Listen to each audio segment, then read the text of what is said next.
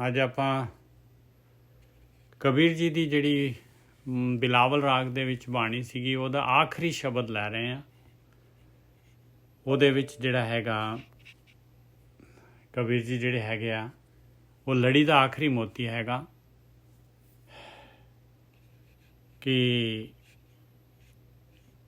ਜਿਹੜਾ ਜੋ ਕੁਛ ਵੀ ਜੋ ਮਾਲਕ ਪਰਮਾਤਮਾ ਦੀ ਜਿਹੜੀ ਹੈਗੀ ਆ, ਜਿੱਥੇ ਵੀ ਜੋ ਕੋਈ ਜੀਵ ਹੈਗਾ ਉਹ ਸਾਰਾ ਮਾਲਕ ਪਰਮਾਤਮਾ ਦੀ ਉਹਦੇ ਅੰਦਰ ਜਿਹੜੀ ਹੈਗੀ ਧੁਨ ਹੈਗੀ ਆ ਭਾਈ ਆਤਮਾ, ਜੀਵਾਤਮਾ। ਤੇ ਫਿਰ ਜਿਹੜਾ ਹੈਗਾ ਔਰ ਇਹ ਜਿਹੜੀ ਹੈਗੀ ਆਪਣੇ ਅੰਦਰ ਜਿਹੜੀ ਹੈਗੀ ਆਪਾਂ ਨੇ ਵੜਨਾ ਹੈ, ਆਪ ਤੇ ਜਾਣਿਆ ਤੇ ਤਾਂ ਜਿਹੜਾ ਹੈਗਾ ਆਪ ਤੇ ਜਾਣਿਆ ਤੇਜ ਤੇਜ ਸਮਾਨਾ, ਕਹੋ ਕਬੀਰ ਅਬ ਜਾਣਿਆ ਗੋਬਿੰਦ ਮਨ ਮਾਨਾ। ਤੇ ਤਾਂ ਜਿਹੜੀ ਹੈਗੀ ਬੂੰਦ ਸਾਗਰ ਦੇ ਵਿੱਚ ਜਾਂਦੀ ਹੈ, ਸੁਰਤ ਜਿਹੜੀ ਹੈਗੀ ਆ ਆਤਮਾ ਦੇ ਵਿੱਚ ਲੀਨ ਹੁੰਦੀ ਹੈ। ਇਸ ਤੋਂ ਅੱਗੇ ਹੁਣ ਜਿਹੜੇ ਹੈਗੇ ਕਬੀਰ ਜੀ ਆਖਰੀ ਸ਼ਬਦ ਦੇ ਵਿੱਚ ਲੜੀ ਦਾ ਆਖਰੀ ਮੋਤੀ ਹੈਗਾ ਬਿਲਾਵਲ ਚਰਨ ਕਮਲ ਜਾਂ ਕੇ ਹਿਰਦੇ ਬਸੈ ਸੋ ਜਨ ਕਿਉਂ ਡੋਲੇ ਦੇਵ। ਕਬੀਰ ਜੀ ਜਿਹੜੇ ਹੈਗੇ ਦੱਸ ਰਹੇ ਵੀ ਮਾਲਕਾ ਜਿਹੜਾ ਤੇਰਾ ਧਿਆਨ ਸਿਮਰਨ ਕਰਦਾ ਹੈ, ਜਿਹਦੇ ਅੰਦਰ ਤੇਰੇ ਚਰਨ ਕਮਲ ਵਸ ਗਏ, ਜਿਹਦੇ ਅੰਦਰ ਤੇਰਾ ਸ਼ਬਦ ਪ੍ਰਗਟ ਹੋ ਗਿਆ ਹੈ, ਚਰਨ ਕਮਲ ਜਾਂ ਕੇ ਹਿਰਦੇ ਬਸੈ ਸੋ ਜਨ ਕਿਉਂ ਡੋਲੇ ਦੇਵ। ਉਹ ਕਿਵੇਂ ਡੋਲ ਸਕਦਾ ਹੈ? ਮਾਇਆ ਕਿਵੇਂ ਡੁਲਾ ਸਕਦੀ ਆ? ਮਾਇਆ ਦੀ ਤੋੜ ਸਿਰਫ ਇੱਕੋ ਹੀ ਹੈਗਾ ਭਾਈ ਧਿਆਨ ਸਿਮਰਨ। ਹੋਰ ਕੋਈ ਮਾਇਆ ਜਿਹੜੀ ਹੈਗੀ ਅਜਿੱਤ ਹੈਗੀ ਆ ਦੁਨੀਆ ਦੇ ਵਿੱਚ, ਕੋਈ ਮਾਇਆ ਨੂੰ ਜਿੱਤ ਨਹੀਂ ਸਕਦਾ। ਬਸ ਮਾਇਆ ਨੂੰ ਜਿੱਤਣਾ ਹੈ, ਇੱਕੋ ਹੀ ਕਾਰਵਾਈ, ਇੱਕੋ ਹੀ ਕੰਮ ਦੇ ਨਾਲ ਮਾਇਆ ਜਿੱਤੀ ਜਾ ਸਕਦੀ ਹੈ। ਚਰਨ ਕਮਲ ਜਾਂ ਕੇ ਹਿਰਦੇ ਬਸੈ ਸੋ ਜਨ ਕਿਉਂ ਡੋਲੇ ਦੇਵ। ਉਹ ਕਿਵੇਂ ਡੋਲ ਸਕਦਾ ਹੈ? ਮਾਇਆ ਕਿਵੇਂ ਡੁਲਾ ਸਕਦੀ ਹੈ ਉਹਨੂੰ? ਮਾਨੋ ਸਭ ਸੁਖ ਨੌ ਨਿਧ ਤਾਕੈ ਸਹਿਜ ਸਹਿਜ ਜਸ ਬੋਲੇ ਦੇਵ ਰਹਾਓ। ਕਬੀਰ ਜੀ ਕਹਿੰਦੇ ਆ ਕਿ ਮਾਨੋ, ਹੁਣ ਮਾਨੋ ਦਾ ਮਤਲਬ ਇੱਥੇ ਜਿਹੜਾ ਹੈਗਾ ਵੀ ਮੰਨ ਲਓ, ਬਈ ਇਸ ਤਰ੍ਹਾਂ ਮੰਨ ਲਈਏ ਬਈ ਮਾਨੋ ਦਾ ਜਿੱਥੇ ਬਾਣੀ ਦੇ ਵਿੱਚ ਮਾਨੋ ਸ਼ਬਦ ਆਇਆ ਆ, ਮਾਨੋ ਦਾ ਮਤਲਬ ਹੈਗਾ ਬਈ ਪ੍ਰੈਕਟੀਕਲੀ ਕਰਕੇ ਦੇਖ ਲਿਆ, ਉਹਨੇ ਪ੍ਰੈਕਟੀਕਲ ਕਰ ਲਿਆ, ਇਸ ਗੱਲ ਨੂੰ ਮੰਨ ਲਓ। ਮਾਨੋ ਸਭ ਸੁਖ, ਇਹ ਨਹੀਂ ਹੈ ਕਿ AB² = X ਮੰਨ ਲਿਆ। ਇਹ ਮੰਨਣ ਵਾਲੀ ਕੋਈ ਗੱਲ ਨਹੀਂ ਇੱਥੇ ਵੀ ਮੰਨ ਲਓ। ਇਹ ਕੋਈ ਜਿਹੜੀ ਹੈਗੀ ਆ, ਇਹ ਕੋਈ ਜਿਹੜੀ ਥਿਓਰੀ ਆ, ਇਹ ਕੋਈ ਜਿਹੜੀ ਹੈਗੀ ਖਾਲੀ ਕਥਾ ਵਾਰਤਾ ਹੈਗੀ। ਇਹ ਤਾਂ ਪ੍ਰੈਕਟੀਕਲ ਲਾਈਫ ਹੈਗੀ ਆ। ਕਹਿੰਦੇ ਇਸ ਗੱਲ ਨੂੰ ਯਕੀਨ ਮੰਨੋ, ਯਕੀਨਨ ਮੰਨੋ ਇਸ ਗੱਲ ਨੂੰ ਕਿ ਉਹਨੇ ਸਾਰੇ ਦੇ ਸਾਰੇ ਸੁੱਖ ਉਹਨੂੰ ਪ੍ਰਾਪਤ ਹੋ ਗਏ, 9 ਨਿਧੀਆਂ ਮਿਲ ਗਈਆਂ ਉਹਨੂੰ। ਜਿਸ ਨੇ ਮਾਲਕ ਪਰਮਾਤਮਾ ਦਾ ਜਸ ਕਰਨਾ ਸ਼ੁਰੂ ਕਰ ਦਿੱਤਾ, ਸਹਿਜ ਅਵਸਥਾ ਜਿਹਦੇ ਅੰਦਰ ਆ ਗਈ, ਉਹ ਜਿਹੜਾ ਸਹਿਜ ਦੇ ਨਾਲ ਜਿਹੜਾ ਹੈਗਾ ਪ੍ਰੇਮਾ ਭਗਤੀ ਕਰ ਰਿਹਾ ਆ, ਜਿਹੜਾ ਆਪਣੇ ਵਿਚਾਰ ਬੰਦ ਕਰ ਰਿਹਾ। ਸਹਿਜ ਅਵਸਥਾ ਕੀ ਹੈ? ਵਿਚਾਰ ਬੰਦ ਕਰਨੇ। ਉਹਦੇ ਅੰਦਰ ਸਾਰੇ ਸੁੱਖ ਆ ਗਏ। ਉਹ ਨਹੀਂ, ਮਾਇਆ ਨਹੀਂ ਡੁਲਾ ਸਕਦੀ ਭਾਈ। ਇਹੀ ਮਾਇਆ ਦੀ ਘਾਟ ਹੈਗੀ ਆ। ਚਰਨ ਕਮਲ ਜਾਂ ਕੇ ਹਿਰਦੇ ਬਸੈ ਸੋ ਜਨ ਕਿਉਂ ਡੋਲੇ ਦੇਵ। ਇਸ ਕਰਕੇ ਆਪਾਂ ਨੂੰ ਚਰਨ ਕਮਲ ਪਰਮੇਸ਼ਰ ਦੇ ਸ਼ਬਦ ਰੂਪੀ ਚਰਨ ਕਮਲ ਹਿਰਦੇ 'ਚ ਵਸਾਉਣੇ ਪੈਣੇ ਆ। ਔਰ ਇਹ ਧਿਆਨ ਸਿਮਰਨ ਦੇ ਦੁਆਰਾ, ਪ੍ਰੇਮਾ ਭਗਤੀ ਦੇ ਦੁਆਰਾ ਜਿਹੜਾ ਹੈਗਾ ਇਹ ਚਰਨ ਹਿਰਦੇ 'ਚ ਵਸਦੇ ਆ। ਚਰਨ ਕਮਲ ਜਾਂ ਕੇ ਹਿਰਦੇ ਬਸੈ ਸੋ ਜਨ ਕਿਉਂ ਡੋਲੇ ਦੇਵ। ਉਹ ਅਭਿਆਸੀ, ਉਹ ਜਨ, ਉਹ ਭਗਤ, ਉਹ ਸਾਧੂ ਨਹੀਂ ਡੋਲਦਾ ਭਾਈ। ਔਰ ਸਾਰੇ ਸੁਖ ਹੋ ਗਏ। ਮਾਨੋ ਸਭ ਸੁਖ ਨੌ ਨਿਧ ਤਾਕੈ ਸਹਿਜ ਸਹਿਜ ਜਸ ਬੋਲੇ ਦੇਵ ਰਹਾਓ। ਸਾਰੇ ਸੁੱਖ ਆ ਗਏ ਉਹਦੇ ਕੋਲ, 9 ਨਿਧੀਆਂ 18 ਸਿੱਧੀਆਂ ਆ ਗਈਆਂ ਉਹਦੇ ਕੋਲ, ਜਿਹੜਾ ਇਹ ਇਸ ਤਰੀਕੇ ਦੇ ਨਾਲ ਸਹਿਜ ਅਵਸਥਾ ਦੇ ਵਿੱਚ ਜਸ ਬੋਲਦਾ ਹੈ, ਪਰਮੇਸ਼ਰ ਦੀ ਭਗਤੀ ਕਰਦਾ ਹੈ। ਰਹਾਓ। ਹਾਂਜੀ ਵੀਰ ਜੀ।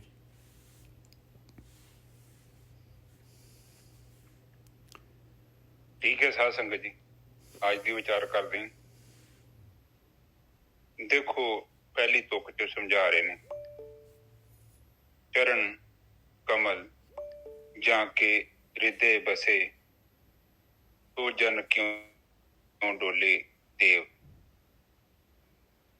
ਹੁਣ ਜਿਹਦੇ ਹਿਰਦੇ ਵਿੱਚ ਪਰਮਾਤਮਾ ਦੇ ਚਰਨ ਵਸਦੇ ਨੇ, ਉਹਦੇ ਲਈ ਡੋਲਣਾ ਕਾਫੀ ਔਖਾ ਹੈ।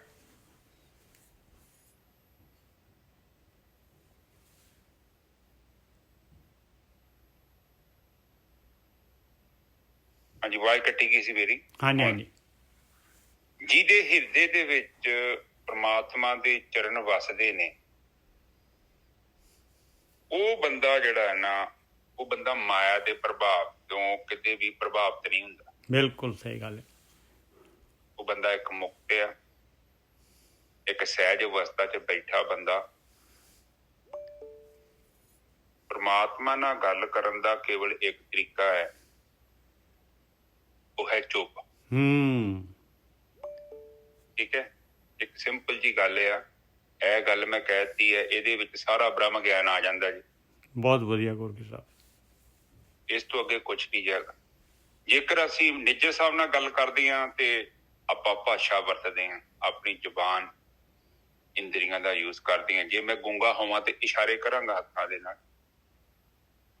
ਪਰ ਜੇਕਰ ਪ੍ਰਮਾਤਮਾ ਨਾਲ ਗੱਲ ਕਰਨੀ ਹੈ, ਉੱਥੇ ਇਹ ਕੰਮ ਨਹੀਂ ਆਉਂਦੇ।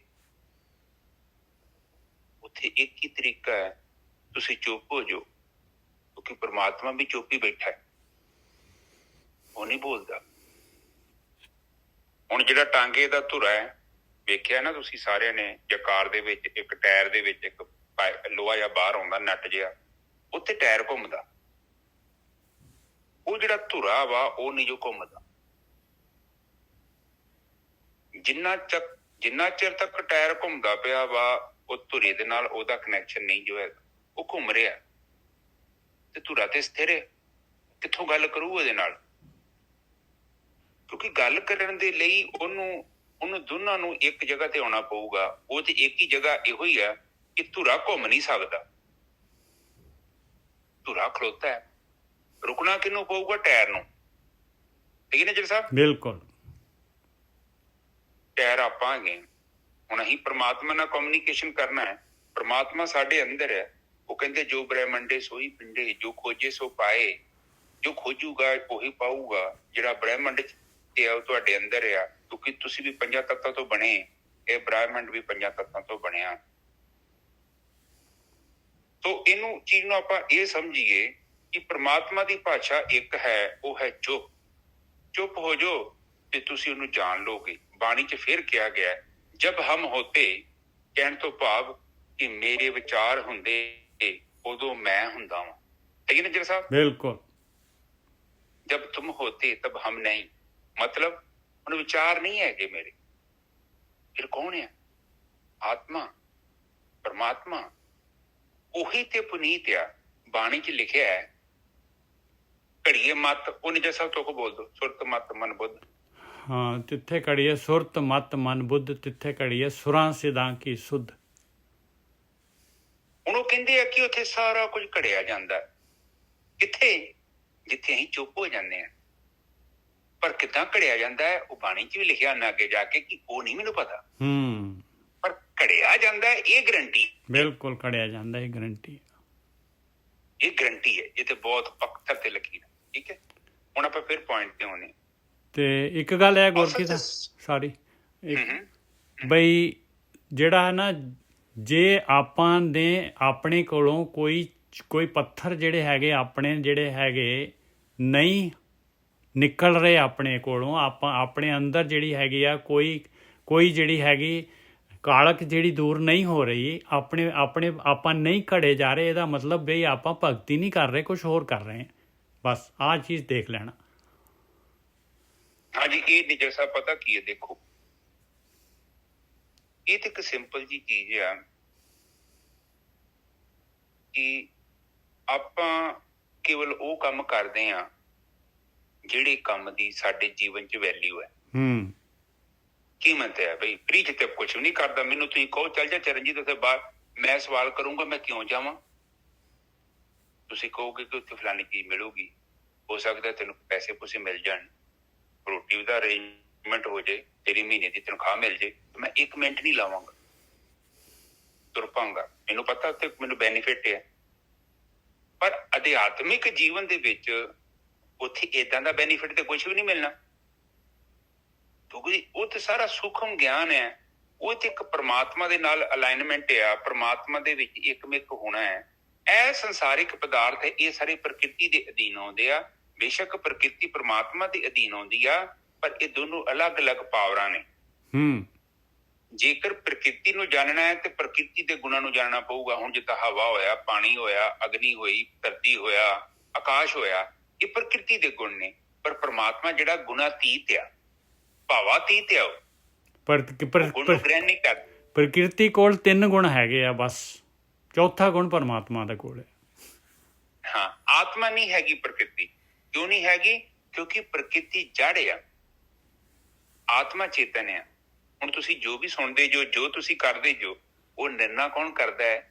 ਉਹ ਤੁਹਾਡੇ ਅੰਦਰ 3-4 ਚੀਜ਼ਾਂ ਜੁੜੀਆਂ ਨੇ। ਆਪ ਜੀ ਨੂੰ ਪਲੀਜ਼ ਆਪ ਅੰਡਰਸਟੈਂਡ ਕਰੋ, ਕਿਉਂਕਿ ਜਿੰਨਾ ਚਿਰ ਤੁਸੀਂ ਇੰਨਾ ਗਹਿਰਾ ਨਹੀਂ ਉਤਰੋਗੇ ਤੁਹਾਨੂੰ ਕੁਝ ਵੀ ਨਹੀਂ ਪਤਾ ਲੱਗਣਾ। ਪ੍ਰਕਿਰਤੀ ਪਰਮਾਤਮਾ ਚ ਆਉਂਦੀ ਆ। ਪ੍ਰਕਿਰਤੀ ਦੇ 2 ਗੁਣ ਨੇ, ਇੱਕ ਸ਼ੁੱਧ ਆ ਤੇ ਇੱਕ ਅਸ਼ੁੱਧ ਆ। ਠੀਕ ਹੈ, ਪ੍ਰਕਿਰਤੀ ਪਰਮਾਤਮਾ ਚ ਆਉਂਦੀ ਹੈ। ਸੂਰਜ ਦੇ ਵਿੱਚ ਕੋਈ ਗੁਣ ਨਹੀਂ, ਮਤਲਬ ਅਵਗੁਣ ਨਹੀਂ ਹੈਗਾ ਜੀ। ਧਰਤੀ ਚ ਵੀ ਕੋਈ ਅਵਗੁਣ ਨਹੀਂ ਜੀ। ਉਧਰ ਚੰਦਰਮਾ ਚ ਵੀ ਕੋਈ ਅਵਗੁਣ ਨਹੀਂ, ਕਿਉਂਕਿ ਇਹ ਜਿਹੜੇ ਨੇ ਇਹ ਆਪ ਕੰਟਰੋਲਰ ਨਹੀਂ ਹੈਗੇ ਵਿਚਾਰੇ। ਇਹ ਤੇ ਜਿੱਦਾਂ ਦਾ ਹੁਕਮ ਹੋਇਆ ਖਲੋਤੇ ਨਹੀਂ ਉੱਥੇ। ਠੀਕ ਹੈ ਨਜ਼ਰ ਸਾਹਿਬ? ਬਿਲਕੁਲ ਸਹੀ ਹੈ ਜੀ। ਇਹ ਡਿਸੀਜਨ ਮੇਕਰ ਨਹੀਂ ਹੈਗੇ। ਠੀਕ ਹੈ, ਪ੍ਰਕਿਰਤੀ ਦੇ ਵਿੱਚ ਜਿੱਦਾਂ ਆਪਾਂ ਫਿਰ ਆ ਜਾਂਦੇ ਆ, ਆਪਾਂ ਡਿਸੀਜਨ ਮੇਕਰ ਆ। ਤੁਸੀਂ ਜਿਹਦੇ ਨਾਲ ਮਰਜ਼ੀ ਰੋਟੀ ਖਾਓ, ਤੁਹਾਨੂੰ ਕੋਈ ਰੋਕਣ ਦਿਆ? ਬਾਜ਼ਾਰ ਜਾ ਕੇ ਜੋ ਮਰਜ਼ੀ ਖਰੀਦ ਲਿਆਓ। ਬਿਲਕੁਲ ਸਹੀ। ਕਿਹਨੂੰ ਥੱਪੜ ਮਾਰੋ, ਹਾਂ, ਭਾਵੇਂ 2 ਅਗਲਾ ਵੱਧ ਮਾਰ ਦੇ, ਪਰ ਤੁਹਾਨੂੰ ਮਾਰਨ ਤੋਂ ਕੋਈ ਰੋਕਦਾ ਤੇ ਨਹੀਂ ਨਾ ਨਿਜਰ ਸਾਹਿਬ। ਬਿਲਕੁਲ ਸਹੀ ਗੱਲ ਹੈ। ਹਾਂ, ਇੱਥੇ ਆਪਾਂ ਥੋੜਾ ਹੋਰ ਅੰਡਰਸਟੈਂਡ ਕਰੀਏ। ਸਭ ਤੋਂ ਪਹਿਲਾਂ ਪ੍ਰਕਿਰਤੀ ਤੋਂ ਅੱਗੇ ਆਉਂਦੀ ਜੇ ਤੁਹਾਡੀ ਬੁੱਧੀ, ਚਿੱਤ ਦੇ ਵਿੱਚ ਬੁੱਧੀ। ਠੀਕ ਹੈ, ਸਭ ਤੋਂ ਪਹਿਲਾਂ ਬੁੱਧੀ ਪੈਦਾ ਹੁੰਦੀ ਜੇ ਚਿੱਤ ਦੇ ਵਿੱਚ। ਫਿਰ ਬੁੱਧੀ ਤੇ ਡਿਪੈਂਡ ਕਰਦਾ ਜੋ ਮਨ ਬਾਅਦ ਚ ਆਉਂਦਾ ਹੈ। ਕਿਉਂਕਿ ਜਿੱਦਾਂ ਦੀ ਤੁਹਾਡੀ ਬੁੱਧੀ ਹੈ ਨਾ, ਤੁਸੀਂ ਉਦਾਂ ਦਾ ਹੀ ਮਨ ਬਣਾ ਕੇ ਬਹਿ ਜਾਣਾ। ਅਸਲ ਦੇ ਵਿੱਚ ਸਾਡੀ ਇੱਕ ਬੜੀ ਵੱਡੀ ਸਮੱਸਿਆ ਹੈ। ਮੈਂ ਖਾਸ ਕਰਕੇ ਜੋ ਚੀਜ਼ ਫੀਲ ਕਰਦਾ, ਮੈਂ ਮਾਤਾ ਨਾਲ ਬੈਠਾ ਅੱਜ, ਮੈਂ ਮਾਤਾ ਲੋਕੀ ਕਿਉਂ ਲੜਦੇ ਨੇ? ਇਹ ਨੌਵਾਂ ਸੱਸਾਂ, ਹਸਬੈਂਡ ਵਾਈਫ, ਭਰਾ ਕਿਉਂ ਲੜਦੇ ਨੇ? ਇਹ ਮਤਲਬ ਮੈਂ ਸੋਚਦਾ ਵਾਂ ਕਿ ਬੇਵਕੂਫੀ ਵਾਂਗੂ ਲੜੀ ਜਾਂਦੇ ਆ। ਮੈਂ ਇਹ ਨਹੀਂ ਕਹਿੰਦਾ ਕਿ ਸਾਡੇ ਬੜਾ ਸਭ ਕੁਝ ਸੈਟਲ ਡਾਊਨ ਆ। ਮੈਂ ਮਾਤਾ ਤੂੰ ਸਾਡੇ ਕੋਲ ਰਹਿਨੀ ਆ ਤੇਰੇ, ਜੇ ਤੂੰ ਕਿਤੇ ਵਾਂਢੇ ਚੱਲ ਜਾਂਦੀ ਆ, 2-3 ਦਿਨ ਸਾਡੇ ਘਰੋਂ ਜਾਂਦੀ ਆ ਤੇ ਯਾਰ ਸਾਡਾ ਘਰ ਹੀ ਖਾਲੀ ਹੋ ਜਾਂਦਾ। ਅਸੀਂ ਸ਼ਦਾਈ ਹੋ ਜਾਂਦੇ ਆ। ਜਦ ਕਿ ਸਾਡੇ ਘਰ ਚ ਅੱਜ ਇੱਕ ਨਵਾਂ ਜੀਵ ਆਇਆ ਹੈ, ਉਹਦਾ ਨਾਂ ਸਵੀਟੀ ਹੈ। ਕੁੱਤੀ ਲਿਆਂਦੀ ਹੈ, ਬੱਚੇ ਮੰਗਦੇ ਸੀ, ਚਲੋ ਪਹਿਲਾ ਕੁੱਤਾ ਤੇ ਮਾਰਤਾ ਸੀ ਕਿਸੇ ਨੇ, ਫਿਰ ਨਵਾਂ ਲੈ ਕੇ ਆਏ ਆ। ਹੁਣ ਉਹ ਸਾਡੇ ਘਰ ਦਾ ਇੱਕ ਹਿੱਸਾ ਬਣ ਗਿਆ। ਠੀਕ ਹੈ, ਮੈਂ ਮਾਤਾ ਤੂੰ ਘਰੋਂ ਚੱਲ ਜਾਂਦੀ ਆ ਤੇ ਘਰ ਖਾਲੀ ਲੱਗਦਾ ਹੈ। ਤੇ ਮੈਂ ਕਹਿੰਦਾ ਕਿ ਇਹ ਲੋਕ ਕਿਉਂ ਲੜਦੇ ਨੇ? ਕਿਉਂ ਏਦਾਂ, ਮਤਲਬ ਏਦਾਂ ਕਿਉਂ ਕਰਦੇ ਨੇ? ਲੜਨਾ ਕੋਈ ਪ੍ਰੋਬਲਮ ਨਹੀਂ ਹੈ, ਥੋੜਾ ਬਹੁਤਾ ਲੜੋ, ਮਾੜਾ ਮੋਟਾ ਲੜਨਾ, ਕਿਉਂਕਿ ਹਿਊਮਨ ਨੇਚਰ ਆ। ਆਪਾਂ ਜਿੱਥੇ ਇਕੱਠੇ ਰਹਿਣਾ ਹੈ, ਥੋੜੀ ਬਹੁਤੀ ਗੁਫ਼ਤਗੂ ਜਦੋਂ ਹੋਣੀ ਆ। ਕਈ ਗੱਲਾਂ ਤੇ ਮੈਂ ਐਗਰੀ ਕਰਦਾ, ਕਈ ਗੱਲਾਂ ਤੇ ਮੈਂ ਡਿਸਐਗਰੀ ਕਰਦਾ। ਕਹਿਣ ਤੋਂ ਭਾਵ ਕਈ ਗੱਲਾਂ ਮੈਨੂੰ ਚੰਗੀਆਂ ਲੱਗਦੀਆਂ ਨੇ, ਕਈ ਗੱਲਾਂ ਹੋ ਸਕਦਾ ਮੈਨੂੰ ਤੁਹਾਡੀਆਂ ਨਾ ਚੰਗੀਆਂ ਲੱਗਣ। ਪਰ ਇੱਥੇ ਇਹ ਚੀਜ਼ ਸਮਝਣ ਦੀ ਲੋੜ ਆ, ਜਿਹੜੀ ਮੇਨ ਗੱਲ ਆ। ਦੇਖੋ ਪਤਾ ਕੀ ਆ, ਬਾਕੀ ਤੁਹਾਡੇ ਵਿਚਾਰ ਮੇਰੇ ਤੋਂ ਥੋੜੀ ਡਿਫਰੈਂਸ ਹੋ ਸਕਦੀ, ਕਿਉਂਕਿ ਤੁਸੀਂ ਇੱਕ ਡਿਫਰੈਂਟ ਚਿੱਤ ਦੇ ਮਾਲਕ ਜੋ, ਤੁਹਾਡੀ ਇੱਕ ਡਿਫਰੈਂਟ ਬੁੱਧੀ ਆ। ਜ਼ਰੂਰੀ ਨਹੀਂ ਕਿ ਤੁਹਾਡੀਆਂ ਸਾਰੀਆਂ ਗੱਲਾਂ ਮੈਨੂੰ ਚੰਗੀਆਂ ਲੱਗਣ ਜਾਂ ਮੇਰੀਆਂ ਸਾਰੀਆਂ ਗੱਲਾਂ ਤੁਹਾਨੂੰ ਚੰਗੀਆਂ ਲੱਗਣ। ਹੁਣ ਇਹਦਾ ਕਾਰਨ ਕੀ ਆ? ਆਪਾਂ ਘਰ ਚ ਅਸੀਂ 4 ਜੀ ਹੈਗੇ ਆ। ਠੀਕ ਹੈ, ਮੈਂ, ਮੇਰੀ ਵਾਈਫ ਤੇ ਛੋਟੇ ਬੱਚੇ। ਹੁਣ ਮੈਂ ਮੰਮੀ ਨੂੰ ਵਿੱਚ ਨਹੀਂ ਮੈਂ ਗੱਲ ਕਰਦਾ, ਮੈਂ ਇਹਨਾਂ ਦੀ ਗੱਲ ਕਰਦਾ। ਇਹਨਾਂ 4 ਦੀ ਨਿੱਜਰ ਸਾਹਿਬ ਖਾਣ ਪੀਣ ਦੀ ਚੁਆਇਸ ਵੱਖਰੀ ਆ। ਛੋਟੇ ਨੂੰ ਸਬਜ਼ੀ ਵੱਖਰੀ ਪਸੰਦ ਆ, ਉਸ ਤੋਂ ਵੱਡੇ ਨੂੰ ਸਬਜ਼ੀ ਕੁਝ ਵੱਖਰੀ ਪਸੰਦ ਆ, ਨਾਲ ਦੀ ਮੇਰੀ ਨੂੰ ਕੁਝ ਹੋਰ ਚੀਜ਼ ਪਸੰਦ ਆ, ਔਰ ਮੈਨੂੰ ਕੁਝ ਹੋਰ ਚੀਜ਼ ਪਸੰਦ ਆ। ਹੈ ਤੇ ਅਸੀਂ ਇਕੱਠੇ ਰਹਿੰਦੇ ਆ ਨਿੱਜਰ ਸਾਹਿਬ। ਬਿਲਕੁਲ। ਜੇਕਰ ਸਾਡੇ ਖਾਣੇ ਦੇ ਵਿੱਚ ਇੰਨੇ ਭੇਦ ਭਾਵ ਹੋ ਸਕਦੇ ਆ, ਆਪ ਜਸਟ ਸੋਚੋ ਕਿ ਸਾਡੇ ਵਿਚਾਰਾਂ ਚ ਕੀ ਅੰਤਰ ਨਾ ਹੋਊਗਾ। ਬਿਲਕੁਲ। ਪਰ ਪ੍ਰੋਬਲਮ ਪਤਾ ਕੀ ਹੈ ਆਪਣੀ? ਆਪਾਂ ਕਹਿੰਦੇ ਆ ਕਿ ਆਲੂ ਦੇ ਪਰੌਂਠੇ ਮੈਨੂੰ ਬੜੇ ਸਵਾਦ ਆ ਤੇ ਨਿੱਜਰ ਸਾਹਿਬ ਨੂੰ ਵੀ ਚੰਗੇ ਲੱਗਣੇ ਚਾਹੀਦੇ। ਨਿੱਜਰ ਸਾਹਿਬ ਨੇ ਵੀ ਖਾਣੇ ਚਾਹੀਦੇ, ਨਿੱਜਰ ਸਾਹਿਬ ਨੂੰ, ਬਸ ਇਹੀ ਚਾਹੁੰਦੇ ਆਪਾਂ। ਜ਼ਬਰਦਸਤੀ ਹਾਂ, ਆਪਾਂ ਚਾਹੁੰਦੇ ਖਾ ਬਈ ਇਹ ਬਹੁਤ ਸਵਾਦ ਹੈ। ਉਹ ਕਹਿੰਦਾ ਭਰਾਵਾ ਮੈਨੂੰ ਨਹੀਂ ਪਸੰਦ। ਫਿਰ ਆਪਾਂ ਕਹਿੰਦੇ ਨਹੀਂ, ਇਹ ਚ ਦੇਸੀ ਘਿਓ ਪਾਇਆ, ਵਿਟਾਮਿਨ ਬਹੁਤ ਨੇ, ਪ੍ਰੋਟੀਨ ਬਹੁਤ ਨੇ, ਖਾ ਲਾ। ਉਹ ਕਹਿੰਦਾ ਵਧੀਆ, ਮੈਨੂੰ ਪਤਾ ਹੈ, ਪਰ ਮੈਂ ਖਾ ਹੀ ਨਹੀਂ, ਮੈਨੂੰ ਨਹੀਂ ਚੰਗਾ ਲੱਗਦੇ। ਕੀ ਕਰੇਗਾ? ਫਿਰ ਆਪਾਂ ਜਿੱਦ ਕਰਦੇ ਹਾਂ, ਆਪਾਂ ਚਾਹੁੰਦੇ ਕਿ ਧੱਕੇ ਨਾਲ ਖਵਾਈਏ ਉਹਨੂੰ। ਹੁਣ ਮੱਝ ਮੁੱਝ ਹੋਵੇ ਤੇ ਮੂੰਹ ਮਾ ਫੜ ਕੇ ਆਪਾਂ ਤੁੰਨ ਸਕਦੇ ਹਾਂ, ਪਰ ਬੰਦਾ ਵਾ ਉਹ ਕਿਤਾ ਤੁਰਨਾਂਗੇ। ਉਹਦੇ ਵੀ ਹੱਥ ਹੈਗੇ, ਚੱਲਦੇ ਆ, ਉਹ ਬੋਲਦਾ ਵੀ ਅੱਗੋਂ। ਸੋ ਇੱਥੇ ਪਤਾ ਕੀ ਪ੍ਰੋਬਲਮ ਆ? ਇੱਥੇ ਇੱਕ ਛੋਟੀ ਜਿਹੀ ਮੈਂ ਸਾਰੀ ਕਹਾਣੀ ਸੁਣਾਈ ਆ, ਇਹਦਾ ਇੱਕ ਸਾਰ ਹੈਗਾ। ਅਸਲ ਦੇ ਵਿੱਚ ਅਸੀਂ ਇੱਕ ਐਨਕ ਲਾਈ ਆ, ਅਸੀਂ ਉਹ ਐਨਕ ਨਹੀਂ ਬਦਲਣਾ ਚਾਹੁੰਦੇ। ਅਸੀਂ ਚਾਹੁੰਦੇ ਹਾਂ ਕਿ ਜਿੱਦਾਂ ਮੈਂ ਦੇਖਣਾ ਚਾਹੁੰਦਾ ਦੁਨੀਆ ਉਦਾਂ ਦਿਖੇ। ਉਹ ਐਨਕ ਆਪਣਾ ਮਨ ਹੀ ਹੈਗਾ। ਹਾਂ, ਮਨ ਹੀ ਹੈ ਸਾਡਾ, ਪਰ ਅਸੀਂ ਉਹਨੂੰ ਐਡਜਸਟ ਨਹੀਂ ਕਰਨਾ ਚਾਹੁੰਦੇ। ਐਡਜਸਟ ਵੇਖਿਆ ਦੂਰਬੀਨ, ਉਹ ਆਪਣੀ ਮਰਜ਼ੀ ਨਾਲ ਉਹਦੇ ਲੈਂਜ ਅੱਗੇ ਪਿੱਛੇ ਕਰੀਦੇ ਆ, ਆਪਾਂ ਉਹਨੂੰ ਤਾਂ ਐਡਜਸਟ ਕਰ ਲੈਂਦੇ ਹਾਂ। ਇੱਥੋਂ ਤੱਕ ਮੋਬਾਈਲ ਦੇ ਕੈਮਰੇ ਦਾ ਵੀ ਲੈਂਜ ਐਡਜਸਟ ਕਰ ਲੈਂਦੇ ਹਾਂ।